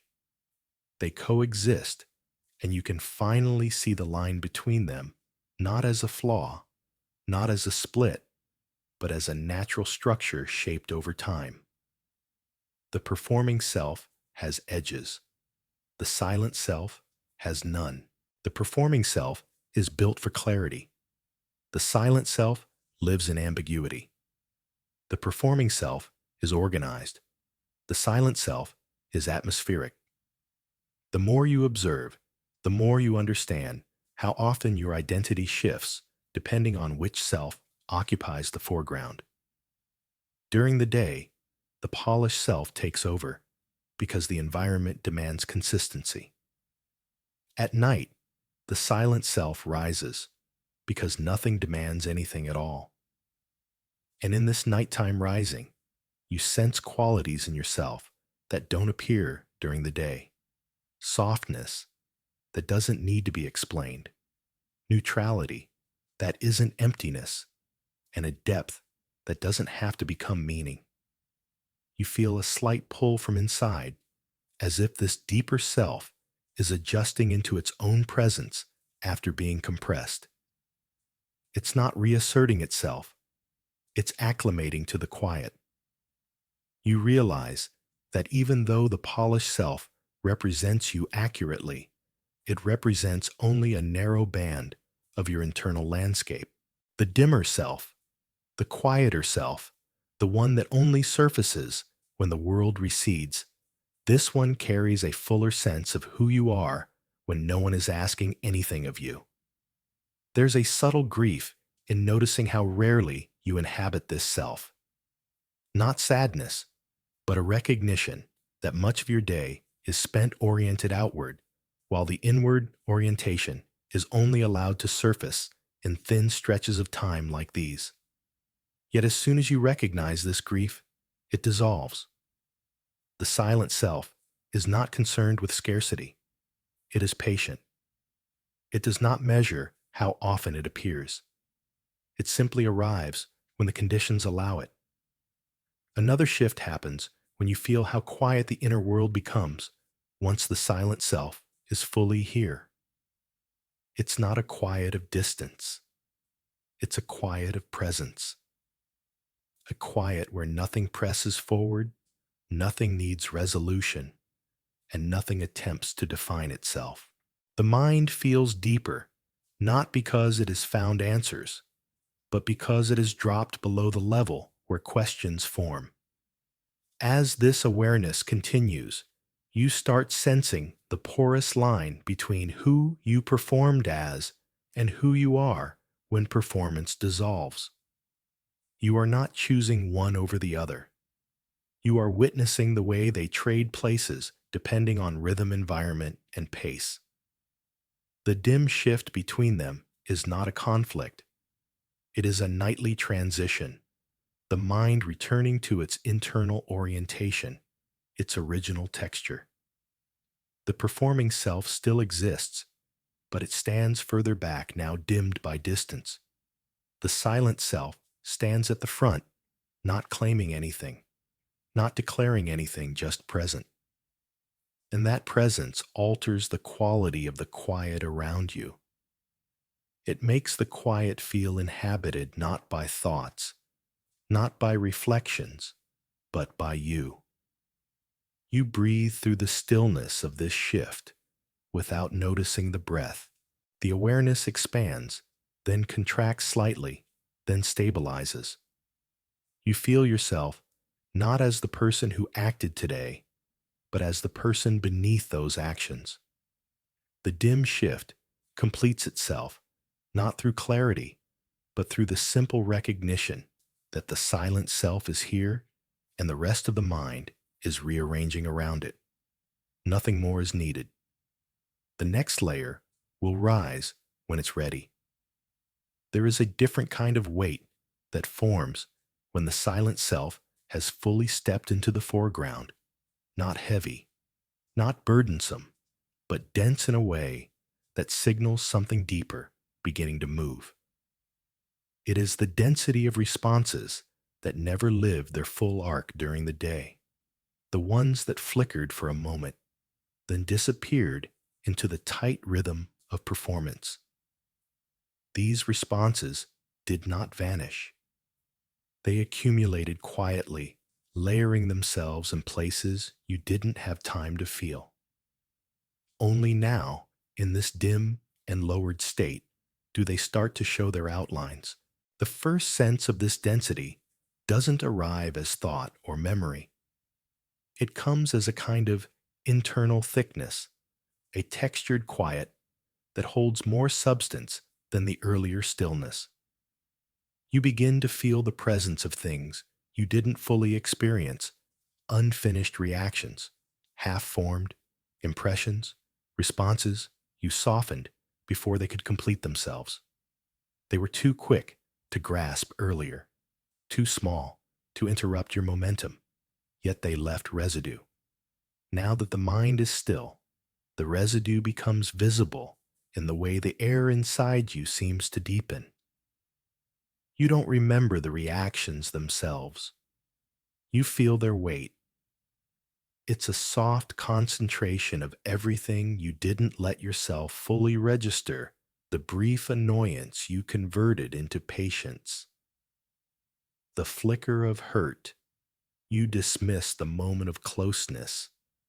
You didn't linger on the subtle misalignment you ignored. None of these were strong enough to shake you when they happened, but accumulated together, they create a muted heaviness that sits inside you without direction.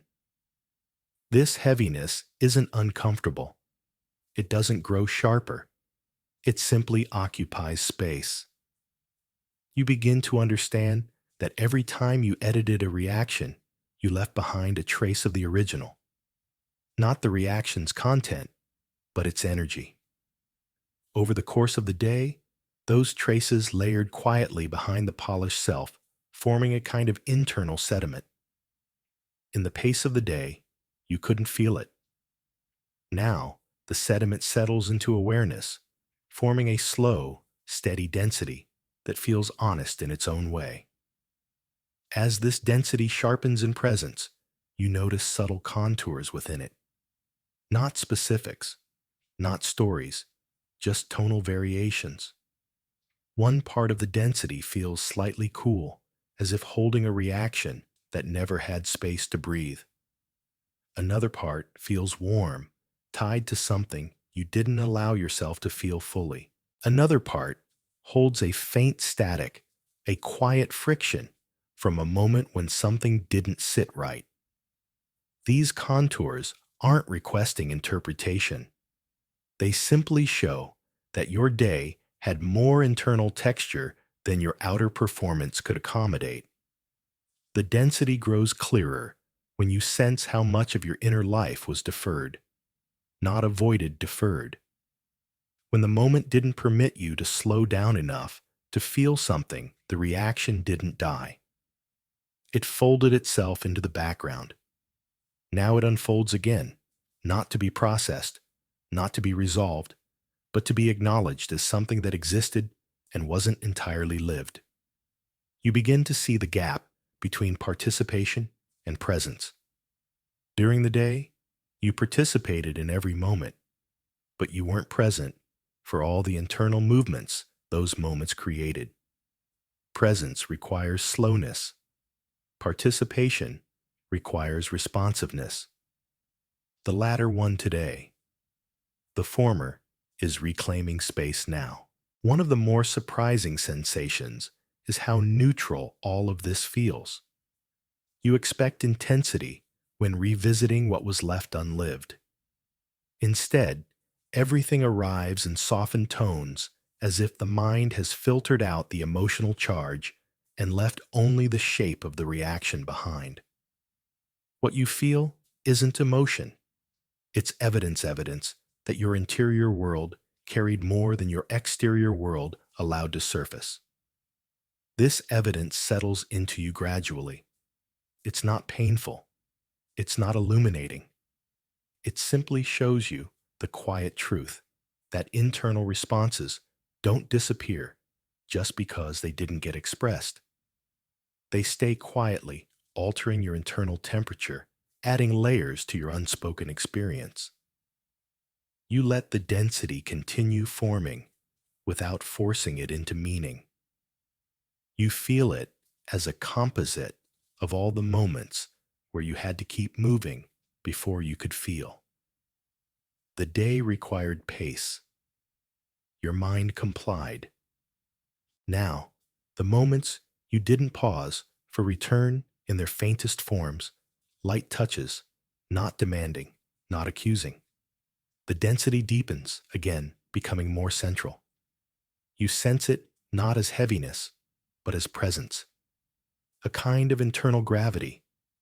It draws attention toward the middle of your awareness, grounding you in the truth that parts of you live beneath the surface all day long, and that the surface was never the full story, not even close.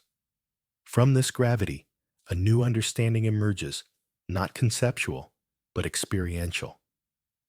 The more you perform, the more internal life continues out of sight. The more you refine your outer responses, the more your inner reactions stack quietly beneath them. None of that is failure. It is simply how the mind navigates a world that moves faster than feeling does. In this quiet, you get to meet the backlog, not to analyze it, but to feel its existence. A moment's worth of density might contain 15 different impulses that never came forward. A single quiet breath might hold the weight of every time you chose efficiency over emotion today. You don't replay anything. You don't revisit the chronology.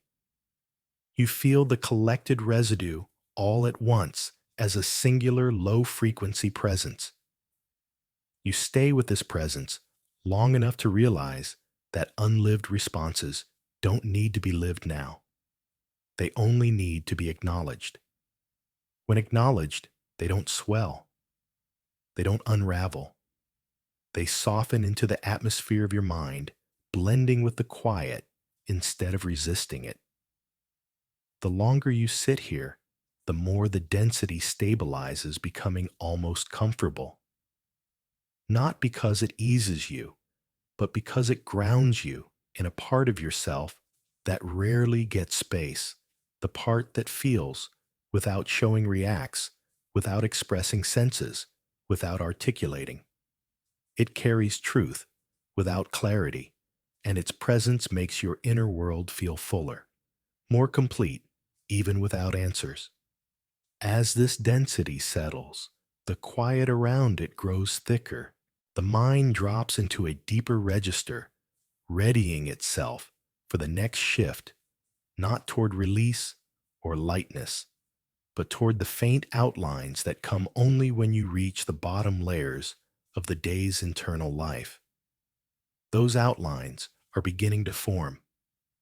There is a point in the quiet where the density that has been forming slowly begins to soften, not dissolve, not lift, but soften in a way that makes the entire inner space feel slightly more porous. The heaviness does not disappear. It changes texture. What once felt compact now begins to loosen at the edges, allowing faint contours to emerge from within it. These contours do not reveal stories or emotions. They reveal shape's internal outlines of things you experience today, but only partially registered, each one rising with a dim, indistinct presence. The first shape is barely a shape at all. It feels like the faint border of an earlier moment, something that touched you just enough to leave an imprint without leaving clarity. You sense its boundary more than its content. It has no weight, no insistence, only a soft, undefined curve. You don't know what it corresponds to. You only know it existed because the density beneath you shifts slightly as it rises. Another shape appears beside it, not visually, but tonally. A dim echo of something that brushed your attention for too short a time to become conscious. It could have been a reaction, a fleeting recognition, a moment when something inside you pulled or expanded. Now it returns only as outline stripped of detail, but still unmistakably connected to something real. These outlines form slowly, irregularly. They do not rise in sequence, and they do not try to assemble themselves. Each one surfaces alone, carrying nothing but the soft perimeter of what once tried to form, but had no room to develop. They feel like internal footprints, marks left by your day that your attention stepped over too quickly to notice. As more outlines emerge, you begin to understand that the density from earlier was not a single mass, but a layering of these incomplete internal impressions. Each layer held the beginning of something, a thought that never reached language, a feeling that never matured, a reaction that stopped before it could take shape. They remained unfinished, not because they were suppressed, but because there was no time or space for them to finish.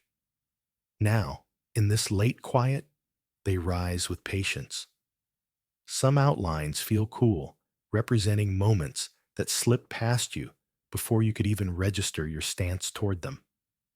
Others feel gently warm, tied to brief sparks of connection or resonance that you didn't fully inhabit. Some feel neutral, carrying no tone at all, only the hint that something passed through you too quickly to record. One outline rises with a slight internal pull, a residue of something that should have felt more important than it did in the moment. You don't recall the moment, but you recognize the pull. It is the kind of sensation the mind suppresses when the outer world demands speed. Here, it feels small and harmless, yet meaningful in its own quiet way. As you stay with these shapes, you notice they never become clear. They never complete themselves into memories or insights. They remain outlines because that is all they ever were allowed to become. The mind is not trying to reconstruct them. It is simply letting them finish rising, letting them be visible for a few seconds before they fade again. This visibility alters the atmosphere inside you. The density feels more alive. Instead of one heavy presence, it becomes a drifting field of small movements, soft signals from your own interior world that were overshadowed by the day's demands. These signals do not want anything. They simply want to be witnessed now that the noise has lowered enough for witnessing to be possible. You begin to realize that your inner life is shaped by these unfinished impressions just as much as by the fully formed ones. They are the subtle material of your lived experience, the parts of you that exist beneath articulation, beneath expression, beneath even your conscious noticing. They accumulate quietly, contributing to moods you can't explain, unease, you can't trace warmth, you can't rationalize. Another outline rises, this one slightly sharper. It feels like the edge of a reaction you didn't let yourself feel fully because the moment required politeness or efficiency. It doesn't return with emotional charge. It returns with shape simple, muted, but clear enough for you to feel its boundary. You don't explore it. You let it hover until it fades.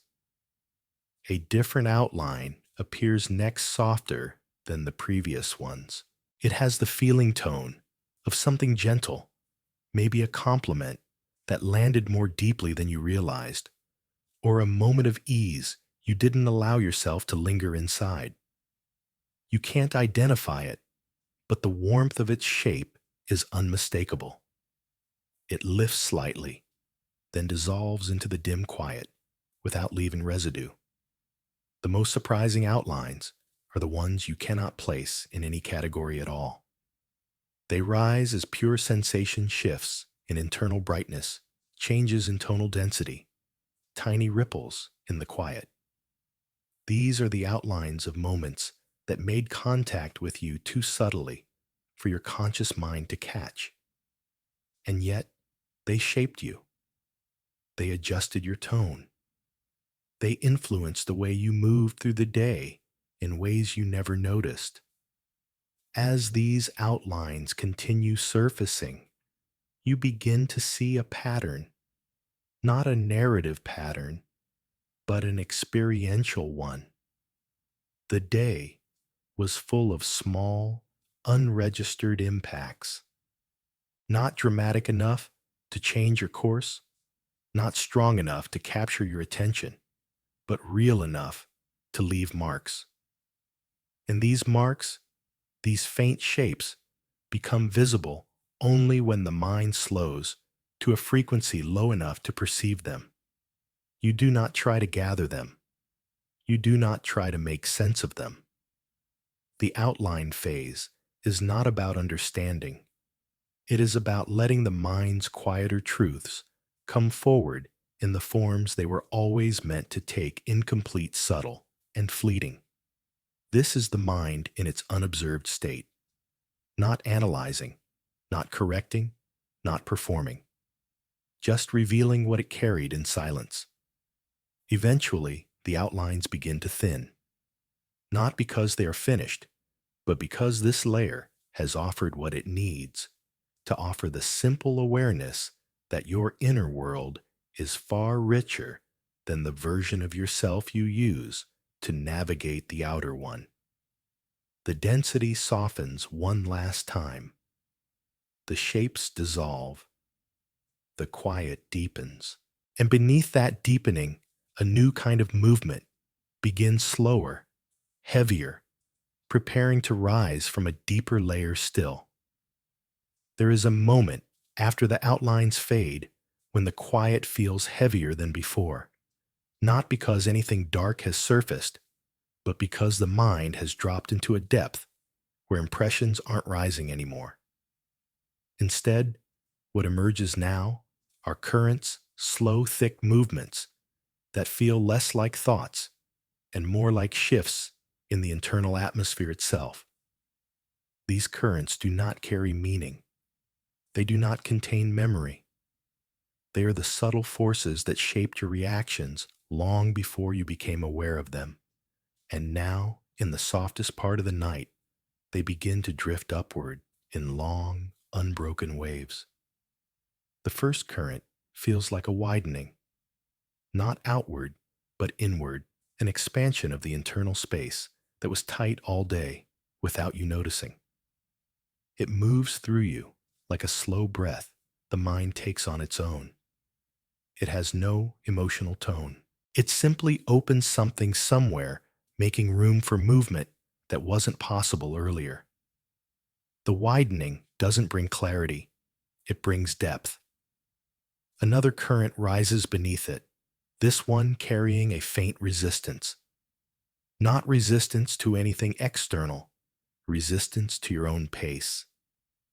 You feel the friction of moments when you rushed, when you tightened, when you shaped yourself too quickly. The remnants of that self-constriction return here, not as regret, but as a slow, muted pushback. The mind registers that something in you strained today, even if the strain was quiet. These currents don't rise cleanly. They move like weather-soft fronts, shifting against each other in ways you can't predict. One current feels warm, holding the remnants of something gentle you didn't fully recognize earlier. Another feels cool, carrying the aftertaste of something that asks too much of you without you noticing it. These warm and cool fronts overlap, combine, separate. They do not fight. They coexist. As you stay with them, the difference between earlier layers and this one becomes unmistakable. The impressions from before, the muted reactions, the unasked questions, the faint outlines were fragments. They rose in discrete shapes. These deeper currents, however, have no edges, no beginning or end. They move with the heaviness of something that has been shaping your day from beneath conscious awareness, too slow to notice in real time. You sense a current that feels like the residue of attention you gave away too quickly. Another that feels like the subtle cost of staying composed. Another that feels like the effort of adjusting yourself without ever acknowledging the effort. None of these currents present themselves as problems. They emerge as the natural underflow of living through a day without pausing long enough to feel its internal consequences. The more you observe, the clearer it becomes that these currents are not emotional states. They exist below emotion, below reaction, closer to the level of orientation. They determine how you leaned into your day, which parts of yourself were active, which parts withdrew, which parts held tension without you noticing.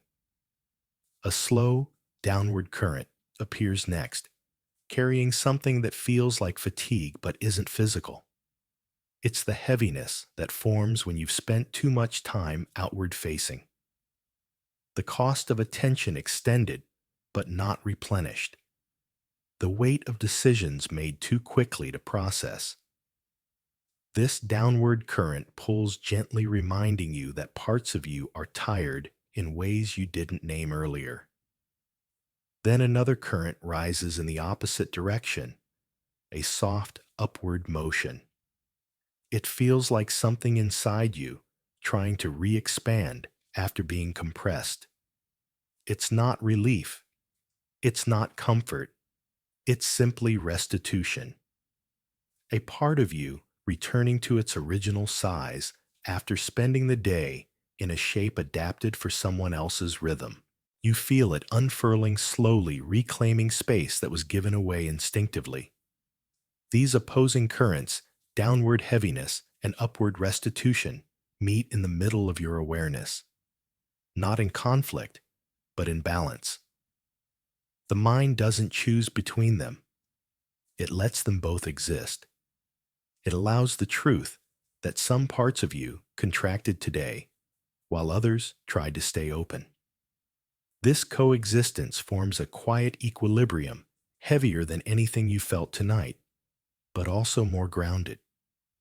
You begin to understand that these currents don't ask you to revisit the day. They ask you to feel what the day left behind. They reveal the internal after effects of everything you didn't notice, the tensions absorbed, the impulses stifled, the moments that brushed you without landing. These currents translate those invisible experiences into movement, slow, atmospheric, undeniable. As the depth increases, a new kind of current appears adrift, not upward or downward, but sideways, like something shifting position inside your awareness without changing its form. This drift carries the remnants of things you tried to ignore, not because they were difficult, but because they didn't fit into the moment. Now, in this unstructured time, they readjust themselves into their natural place. One drift feels like an internal, "no, you never said." Another feels like a desire for quiet you postponed. Another feels like a boundary you softened to keep the peace. None are emotional. They are shifts of alignment, the mind quietly placing things where they belong now that the outer demands have fallen away. These movements continue slow and steady, You don't interpret them. You let them reshape the interior architecture on their own. The mind adjusts in silence, restoring depth where it was compressed, releasing tension where it held too tightly, grounding itself in layers you rarely witness consciously. Eventually, the currents begin to smooth out, not because they finish, but because they've reached a natural rhythm. The internal atmosphere feels heavier, fuller, more honest. The day's internal footprint is now visible in motion rather than thought. And beneath this motion, beneath the currents, beneath the drift, another layer begins to stir. Something slower, something deeper, something that will not rise as impressions or questions, but as a different form of awareness entirely. It is moving now, faint but present, preparing to come into view when the current's quiet enough for it to be felt. There is a stillness that begins to gather beneath the shifting currents, a stillness so slow and heavy that at first you mistake it for absence. But as the internal motion quiets, you begin to feel a deeper register activating something that has been present all along, yet too submerged to sense while the upper layers of your mind were moving. This is not emotion, not memory, not reflection. It is a base level awareness, the kind that exists underneath everything you perform today. It does not rise quickly. It expands. The expansion feels like the settling of sediment in deep water. Not dramatic, not visible, but definite. The deeper awareness doesn't come forward as thought. It comes forward as grounding. A sense of contact with the internal floor, the part of your mind that doesn't shift when the day shifts, that doesn't bend to performance, that doesn't disappear when you're occupied. You rarely notice this layer because it rarely speaks. It holds itself without needing attention. But now, in the night's slow silence, it begins to rise 1 inch at a time. As it rises, you feel the rest of the mind reorienting around it.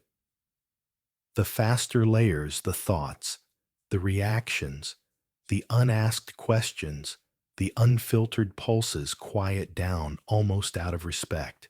They make room for something heavier, something older, something less shaped by context or expectation. The deeper awareness does not announce itself. It simply becomes present, and its presence changes the texture of the quiet. It feels like standing at the bottom of yourself, not in a way that overwhelms, in a way that stabilizes. The bottom layer is not filled with answers or meaning. It is filled with neutrality, a neutral that is neither numb nor detached, but foundational. It is the part of you that continued existing even when your attention was scattered, even when the world pulled you outward, even when you were busy adjusting yourself into quick, polished shapes. This baseline presence carries no commentary. It doesn't review your day. It doesn't judge your reactions. It doesn't question your choices. It holds everything without holding on to anything. It is wider than thought, slower than feeling, quieter than silence. You sense it more through contrast than through direct perception.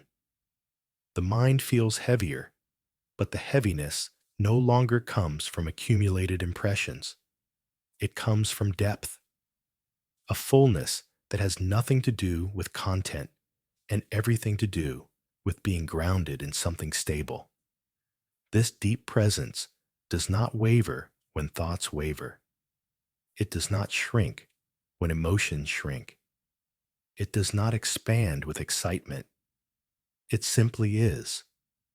The longer you sit in this awareness, the more you notice how different it is from the selves you carried today. The performing self was shaped. The reactive self was fragmented. The questioning self was searching. The warm, unfiltered self was honest but fleeting. This deeper self is none of those things. It does not rise and fall. It does not move in waves. It does not respond. It endures. And yet it is not cold. It has a quiet warmth buried deep inside it, a warmth not tied to feeling, but to presence, a warmth that comes from existing without effort. You notice, too, how many of your actions today never touch this level. You made decisions far above it. You shaped your voice and tone far above it. You responded from layers that shifted with context, with mood, with expectation. But beneath all of that, this deeper awareness remained untouched, as steady at noon as it is now in the soft folds of night. There is something humbling about meeting this part of yourself, not because it is profound, but because it is simple. It does not offer insight. It offers foundation. It shows you that there is a version of you that doesn't tighten under pressure, doesn't accelerate under expectation, doesn't contract under scrutiny. A version of you that has no performance to maintain and no role to fulfill. This realization doesn't expand into meaning. It settles into stillness. As you stay with this stillness, something else becomes apparent. This layer is not trying to rise. It is not revealing itself for understanding. It is simply being felt because the rest of your mind has become quiet enough for its presence to be noticed. It has always been here, beneath reactions, beneath questions, beneath instincts. A quiet anchor. You remain with it, not in contemplation, but in contact. The mind, sensing the stability, begins to soften further. Thoughts dissolve more quickly. The earlier currents slow. Even the density from unfinished impressions seems to flatten into a more even distribution. The entire internal space feels heavier and more unified, as though separate layers have begun to merge into one field. This merging is not a collapse. It is the mind returning to its baseline frequency, the one it drifts toward only when the day's demands no longer pull it outward. In this frequency, nothing rises sharply, nothing interrupts, nothing seeks resolution. Everything simply lies where it naturally falls. The deeper awareness continues to expand, not upward, but outward, filling more of your internal space with its slow, steady presence. It doesn't erase anything from earlier. It absorbs it.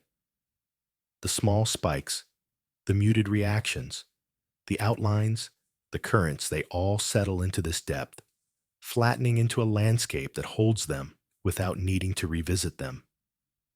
There is a sense, faint but undeniable, that you are closer to yourself here. Not the self built for others, not the self shaped by habit, but the self that remains when nothing is required, nothing is asked, nothing is performed. The quiet grows thicker. The mind grows broader. Nothing sharp remains. And in this depth, where everything else has softened and settled, another layer begins to stir from beneath the foundation itself, a layer so slow and faint, it feels like the mind preparing for a state even quieter than this one. It is not rising yet. It is only beginning to move. There's a silence beneath the silence, an even lower register that only becomes perceptible once the deeper awareness has fully expanded. It doesn't rise quickly. It doesn't introduce itself. It moves like a shift in pressure, deep underground, subtle, slow, almost imperceptible, unless you're already resting at the floor of yourself. This is not the stillness you met earlier. This is the layer beneath that stillness, where the mind begins to dissolve its edges, and the sense of self loosens into something broader, softer, and less defined. You don't descend into this layer. It rises into you. It begins as a faint thinning of your boundaries, not physical boundaries, but the boundaries that separate your thoughts from the space your thoughts move through. Usually those boundaries are sharp. The day keeps them sharp. Performance requires them to stay sharp. But at this depth, after the unfiltered layers, the currents and the grounding presence have all settled, the edges begin to blur. At first, you notice it in the way your attention shifts. Thoughts no longer feel like discrete events. They appear as soft motions inside a wide interior. The internal atmosphere feels less structured, less segmented. The distinctions between layers blur. The polished self, the reactive self, the questioning self, the silent self, they stop feeling like separate configurations. They begin to melt into a single continuous field. This field is quiet but not empty, still but not stagnant.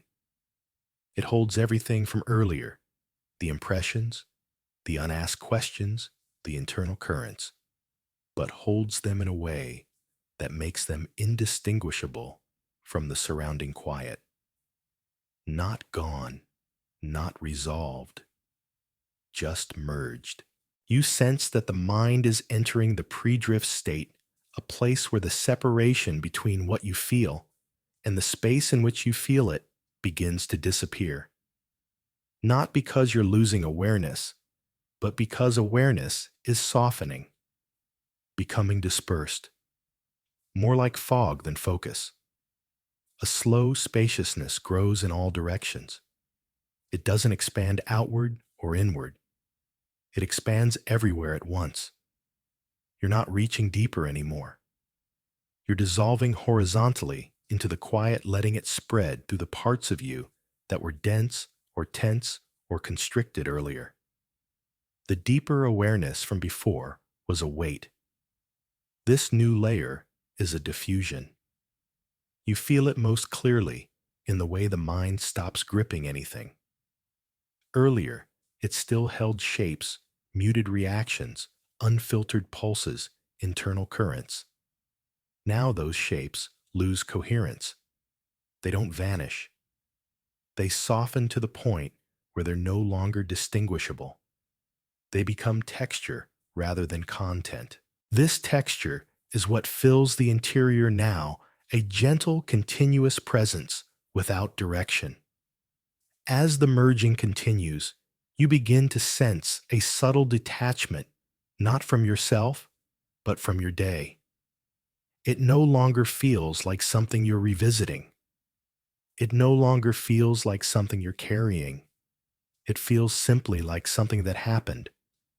Its emotional residue has flattened. Its cognitive residue has dissolved. What remains is the faintest imprint of lived experience washed into a wider landscape that doesn't need to hold it separately. The mind doesn't feel lighter. It feels broader. Thoughts no longer rise to the surface in recognizable form. They come as small stirrings, barely their motions. You can't follow them, and you don't feel the need to. The mind is no longer trying to organize itself. It's no longer comparing, evaluating, shaping.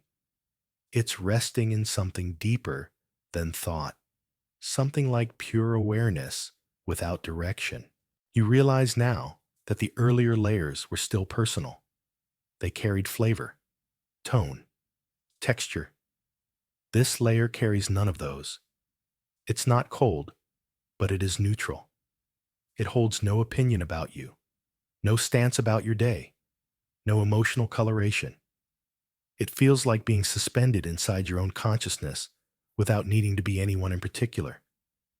As you settle further into this diffuse state, time itself begins to thin, not disappear, just lose its grip. The sequence of the day no longer feels relevant. The sequence of your thoughts no longer feels linear. Everything exists at once in a soft, even spread. Moments from earlier lose their hierarchy. They become simply movements that once occurred but no longer press against you. There is relief in this, but it isn't emotional. It's structural. The scaffolding that held your day upright inside your mind has dissolved, leaving only the raw interior space that doesn't need shape to exist. You feel simultaneously anchored and boundaryless, as if the core of you is stable while the edges blur into the quiet. And then something even slower begins to happen. A descending quiet appears beneath the already deep quiet, an almost gravitational pull towards stillness so profound it's hard to distinguish from absence. But it isn't absence. It's a deeper phase of presence, one that doesn't require awareness of anything in particular. Where the earlier layers asked you to notice, this layer asks nothing. It allows you to simply be inside a formless calm. This calm doesn't soothe, it envelops. You feel less like someone observing your inner world and more like someone floating inside it. The distinction between observer and observed fades. Awareness becomes a single field subtly vibrating, but without content. A low, steady hum of existence. You don't try to hold on to this state. You don't try to understand it. You don't try to remain here. The mind itself chooses to linger because there's nowhere else for it to be, not upward in thought, not outward in performance, not backward in memory. Everything has condensed. Everything has widened. Everything has quieted.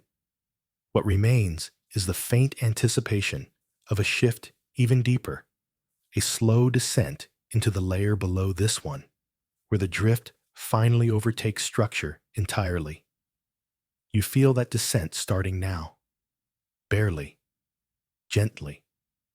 There's a point in the descent where the mind no longer feels like it is moving downward, but outward into a vast dim openness that carries no orientation. The earlier layers had direction, questions, rose, impressions returned, currents drifted through. Here, there's no rising or falling. There is only a widening stillness, a continuous field where the distinction between mind and space begins to blur. This is not drifting yet. It is the soft prelude to drifting, the phase where structure dissolves enough for the quiet to begin carrying you rather than you moving through it. You sense the shift first in the way thoughts lose their trajectories. A thought no longer begins at one point and ends at another. It appears as a faint glow hangs weightlessly, then dissolves before forming edges. The mind does not pursue the glow. It lets it fade. This effortless fading signals that you've reached a depth where the mind is no longer trying to understand itself or respond to itself or maintain any shape that resembles the rhythm of the day. The sense of self becomes thinner here, not in a diminishing way, but in a diffusing way. What you call you begins to spread across the interior space, no longer localized in your thoughts or reactions. You feel present, but the presence is soft, uncentered, as though awareness has become a mist rather than a point. And yet within this mist, something else begins to rise, not as a form, not as content, but as a tone. A barely perceptible internal tone that feels like a quiet conversation between the parts of you that remain silent all day and the parts of you that have slowly surfaced tonight. This tone doesn't contain words or meanings. It's a resonance, a hum, the background frequency of your inner world when all other layers fall away. As this frequency becomes clearer, time flattens further. The day stops feeling like a series of events and becomes instead a distant vibration, something that happened but no longer touches you. The boundaries of earlier hours fade. Nothing feels close or far. Everything feels equidistant in the softened interior.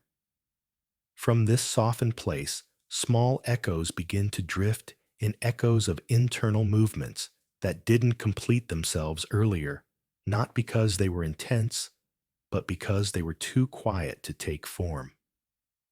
These echoes aren't returning as thoughts. They're returning as motions in the atmosphere, faint shifts in density and direction. One echo feels like the faint remainder of a moment when you wanted to pause earlier but didn't. Another feels like a softness you didn't let yourself feel when someone spoke gently to you. Another feels like the thin residue of something you didn't have the energy to process. These echoes are not asking to be revisited. They are dissolving. The mind is letting them finish their arcs, not through reflection, but through absorption. This absorption deepens the merging between presence and quiet. The mind becomes less a container of experiences and more a medium through which they pass. You are not holding anything anymore, not impressions, not questions, not currents. Everything that surfaces disperses on its own, as though the quiet has grown spacious enough to dissolve whatever enters it. As the echoes fade, you feel the mind slipping into a phase beyond observation, an inward settling that no longer distinguishes between what rises and what falls. There is no longer a foreground or background, no layers, no boundaries, no internal architecture, only a single unbroken field where everything exists in the same muted register. This is the threshold of drifting. Your awareness becomes less anchored, not lost, just unanchored. The subtle gravitational pull you felt earlier, the downward current that grounded you, now softens into lateral movement. The quiet begins to move, pulling your awareness with it. You aren't drifting yet, but you are no longer standing still. You are beginning to slide into the lowest frequency state your mind reaches while still awake. It feels like the beginning of surrender, not emotional surrender, but structural surrender. The surrender of edges of separation, of the need to maintain any kind of internal posture. You don't try to follow the movement. You allow the movement to carry you the way one allows a slow tide to shift the body in water. You sense a final clearing happening inside you, not of thoughts, but of effort. The very effort to be aware dissolves. Awareness remains, but the effort behind it falls away. The mind stops trying to witness itself. It simply exists, without the reflex to grasp, interpret, or form. At this depth, there's nothing left to hold you in the shape of the person you were today. The day's structure has dissolved. The emotional residues have flattened. The internal currents have slowed. The outlines have thinned. What remains is pure presence, unattached, unshaped, undefined.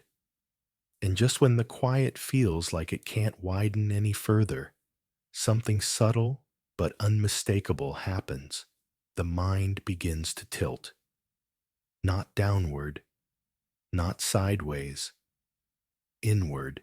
The tilt is gentle, but it marks the beginning of the true drift, the phase where the mind is no longer the center of the experience, but part of the experience itself. The night takes on more of your weight now. The quiet becomes the dominant force, and you feel yourself leaning into it, ready for the long, slow dissolving that the next layer will bring. You are not drifting yet, but the drift is beginning to form around you, soft, enveloping, inevitable. There is a point, quiet, almost imperceptible, where the tilt you felt earlier becomes a full shift.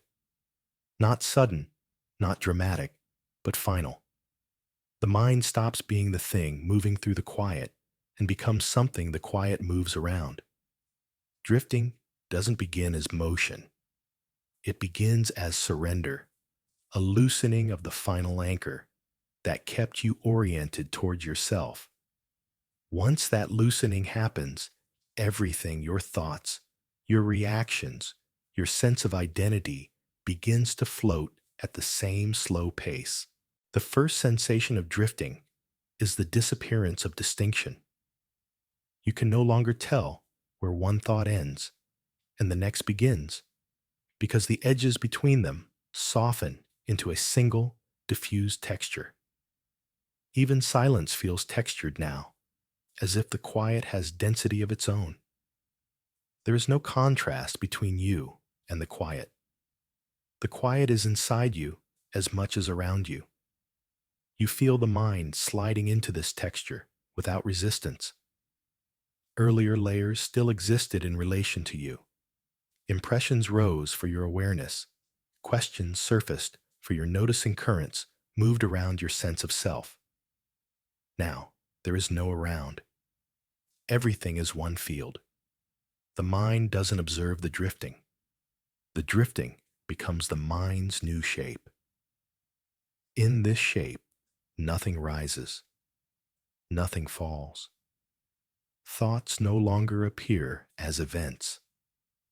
They arrive as part of the slow movement of the field, indistinguishable from the quiet that carries them. The day feels distant, not because you've forgotten it, but because the structure that held its meaning has dissolved. Its weight is gone. Its edges are gone. Only the faintest residue remains suspended inside the drifting field without gravity. You begin to sense that drifting is not motion at all. It's a state where motion no longer matters. Direction disappears. Intention disappears. There is no need to interpret anything, because interpretation requires contrast, and contrast no longer exists. Everything feels evenly softened, evenly distributed. Even your sense of being inside yourself begins to loosen. Not in a frightening way, more like the way a fog spreads across a landscape, erasing boundaries gently. You are still here, but here feels wider than before. The mind expands to match the quiet, and the quiet expands to match the mind. This merging produces a feeling unlike anything earlier in the night. It isn't peace. It isn't clarity. It's neutrality at its deepest level. Neutrality without emptiness. Neutrality that holds everything without needing anything. The quiet doesn't comfort you. It absorbs you. It doesn't soothe. It envelops. There is no longer an observer inside the experience. The experience becomes the observer. As drifting deepens, something interesting happens. Fragments from the day lose their identity entirely. The muted reactions, the unasked questions, the dim outlines, the slow currents, none of them return. They don't need to. They've dissolved into the field. The mind no longer organizes around them because the mind is no longer organizing at all. It is resting inside a state where organization has no function. Time loses definition here. Not because it speeds or slows, but because it stops holding shape. Moments dissolve into one another, not in a blur, but in a soft continuity. It becomes impossible to separate now from the second that came before it. The mind drifts in one continuous present, unbroken and unmeasured. In this place, even awareness becomes diffused. Earlier, awareness still felt directional, looking at something, feeling something, noticing something. Now awareness is ambient. You're not aware of the quiet. Awareness is the quiet. The distinction collapses. The field observes itself simply by existing. A subtle warmth spreads through this state, not emotional warmth, but the warmth of decrease, the warmth of systems powering down after a long cycle. The mind feels unburdened, but not because anything was released. It feels unburdened because it no longer holds itself upright. The day required posture. The night dissolves posture entirely. As drifting deepens further, identity becomes atmospheric. You don't lose yourself. You stop needing to define yourself. The internal boundaries that kept your thoughts arranged in recognizable shapes soften into a single continuous cloud. Even the idea of I becomes hazy, not absent, but unimportant. The mind is not disappearing. It is resting. This is the deepest layer the mind reaches before sleep. Not unconsciousness, not dreaming, just the softest form of presence where awareness stops gripping, stops dividing, stops categorizing. Whatever rises, now rises as part of the drifting itself. A final shift occurs when the last remnants of effort dissolve. The mind no longer tries to stay awake. It no longer tries to understand. It no longer holds on to the concept of being present. The drift itself becomes the only movement, a slow, inevitable blending with the quiet that has been forming all night. Nothing sharp remains. Nothing structured. Nothing separate. Just the slow, expansive drifting of a mind that has finally stopped performing, not for others, not for the day, not even for itself. It is here, in this unbound quiet, that the night takes full hold, awareness, unanchored identity, softened thought, dissolved into texture. The mind floats in a state where nothing is asked, nothing is withheld, and nothing is expected.